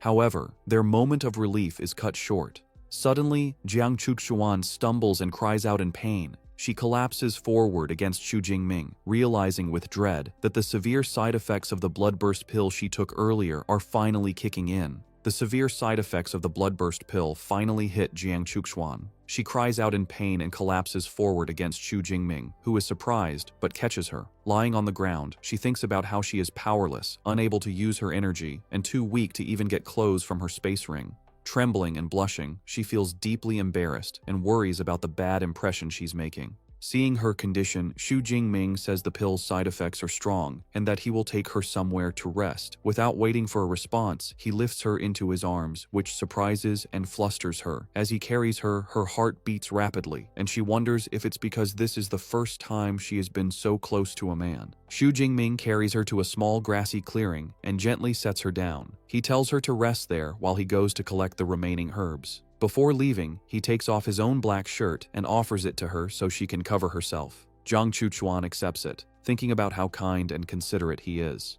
While she recovers, Xu Jingming turns his attention to the defeated bodyguards. He takes a space ring from one and examines its contents. He thinks the loot from the elite team is disappointing, as he only finds some cash, beast materials, herbs, and a C-grade combat technique. Holding the 2 rings, he hopes he can trade them for a single, larger one, thinking that carrying his long spear is very inconvenient. From the ground, Jiang Chuxuan calls out to him. She explains the Earth Spirit Spring can help with her weakness, and timidly asks if he can give her a sip. Xu Jingming gives her some of the spring water in a vial, and she drinks it eagerly. Instantly, she sighs in relief as her strength begins to return. Jiang Chuxuan tells Xu Jingming she feels much better, though she estimates she will need another 3 to 4 hours to recover completely. She marvels that the pill's side effects can be countered and comments on how miraculous the S-grade Earth Spirit Spring is. Xu Jingming considers her recovery time and realizes it will be night in a few hours. For their safety, he suggests they rest in the cave overnight. The thought of spending a night alone with a man in a dark cave leaves Jiang Chuxuan utterly shocked and flustered. When Xu Jingming asks her opinion, the blushing Jiang Chuxuan shyly agrees, telling him she will follow his lead. The next morning, the sun shines through the forest. Having fully recovered, Jiang Chuxuan stretches her arms, feeling refreshed. She comments on how pleasant the forest air is, joking that she could stay for a month if not for the dangerous beasts. She glances at Xu Jingming and reflects on her worries from the previous night, chiding herself for her wild imagination. She concludes he is not the kind of person she feared, yet feels a slight sense of disappointment. Her thoughts are interrupted when Xu Jingming says it's time to leave and that he will escort her to the edge of the forest. Surprised, she quickly agrees. The two then begin to run through the woods, with Xu Jingming in the lead. Suddenly, he comes to an abrupt stop, putting his arm out to prevent her from going further. A moment later, a massive, flaming creature leaps over their heads. Jiang Chuxuan looks up in terror, identifying it as a powerful 5th-tier blazing tiger. The great beast lands far ahead and continues to flee. Peeking from behind a tree, Xu Jingming wonders if the tiger didn't notice them, but Jiang Chuxuan observes its panicked state and suggests it is running for its life. Her eyes widen as she realizes what must be chasing it. A massive horde of gray, wolf-like beasts with red eyes rushes past. In a hushed tone, Jiang Chuxuan explains they are iron-toothed rats. She clarifies that while they are only first-tier beasts, in a swarm they are incredibly dangerous and could overwhelm a sixth-tier powerhouse. Now she understands why the blazing tiger was forced to flee. Faced with the swarm, Jiang Chuxuan panics and urges Xu Jingming to flee. Reacting instantly, Xu Jingming grabs her hand, and they turn and run, with the horde of rats in hot pursuit. As they sprint, Xu Jingming knows the rats have incredible stamina, making a simple escape impossible. With the supply base 90 kilometers away, he realizes they need to move faster. His spear slows him down, and he declares he must abandon it. However, Jiang Chuxuan quickly offers a solution, telling him her space ring is large enough to hold it. She effortlessly stores the heavy spear, freeing him. Now much lighter, Xu Jingming notes that holding hands is still too slow.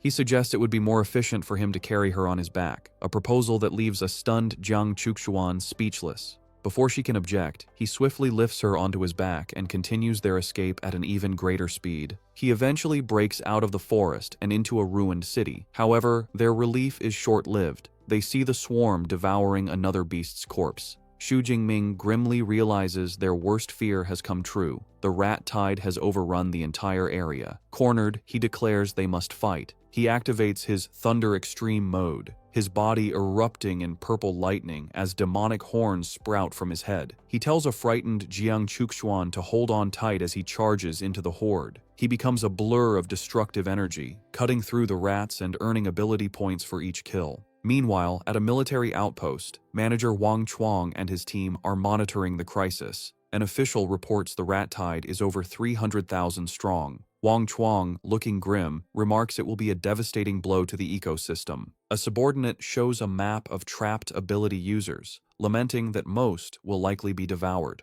Wang Chuang worries about Xu Jingming, thinking that unless his master, Yang Zhentian, intervenes, no one can save him if he's caught. Suddenly, a soldier spots a massive sphere of purple lightning on the monitors. Wang Chuang orders his troops to prepare to engage. A report comes in that the target is moving at 80 meters per second. The soldiers open fire, but their bullets are useless against the powerful energy barrier. Unleashing his full power, Xu Jingming, still in his demonic form, leaps high into the air with Jiang Chuxuan, soaring over the military blockade. He lands gracefully among the startled soldiers as his transformation fades. The soldiers are left in stunned silence. One exclaims he thought the approaching energy was a lightning beast, not a person. Another remarks on the man's terrifying aura, while a third finds the girl's silhouette strangely familiar. Now back in his normal form, shirtless and exhausted, Xu Jingming tells Jiang Chuxuan they have reached the supply base and are safe. A relieved Jiang Chuxuan holds his arm, thanking him. Just then, Manager Wang Chuang rushes over. Recognizing Xu Jingming, he asks if he can help after his escape. Xu Jingming explains he ran for over 40 minutes from the mountain area and is exhausted, asking only for a room to rest.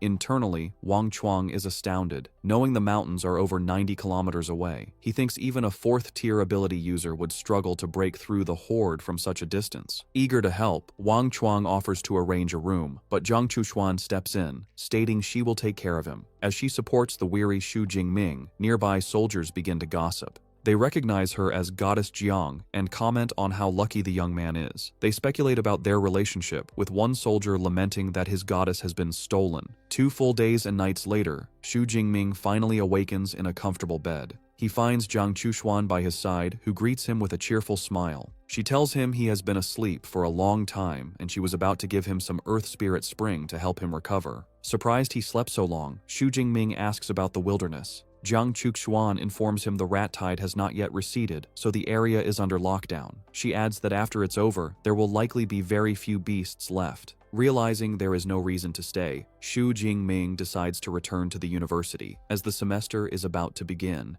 Hearing this, Jiang Chuxuan says she is also going back and suggests they travel together. Xu Jingming readily agrees. As they are making plans, Jiang Chuxuan remembers something she promised. She presents him with the autographed picture he had asked for. To Xu Jingming's complete surprise, the photo shows her posing suggestively in revealing lingerie, a far cry from what he had expected.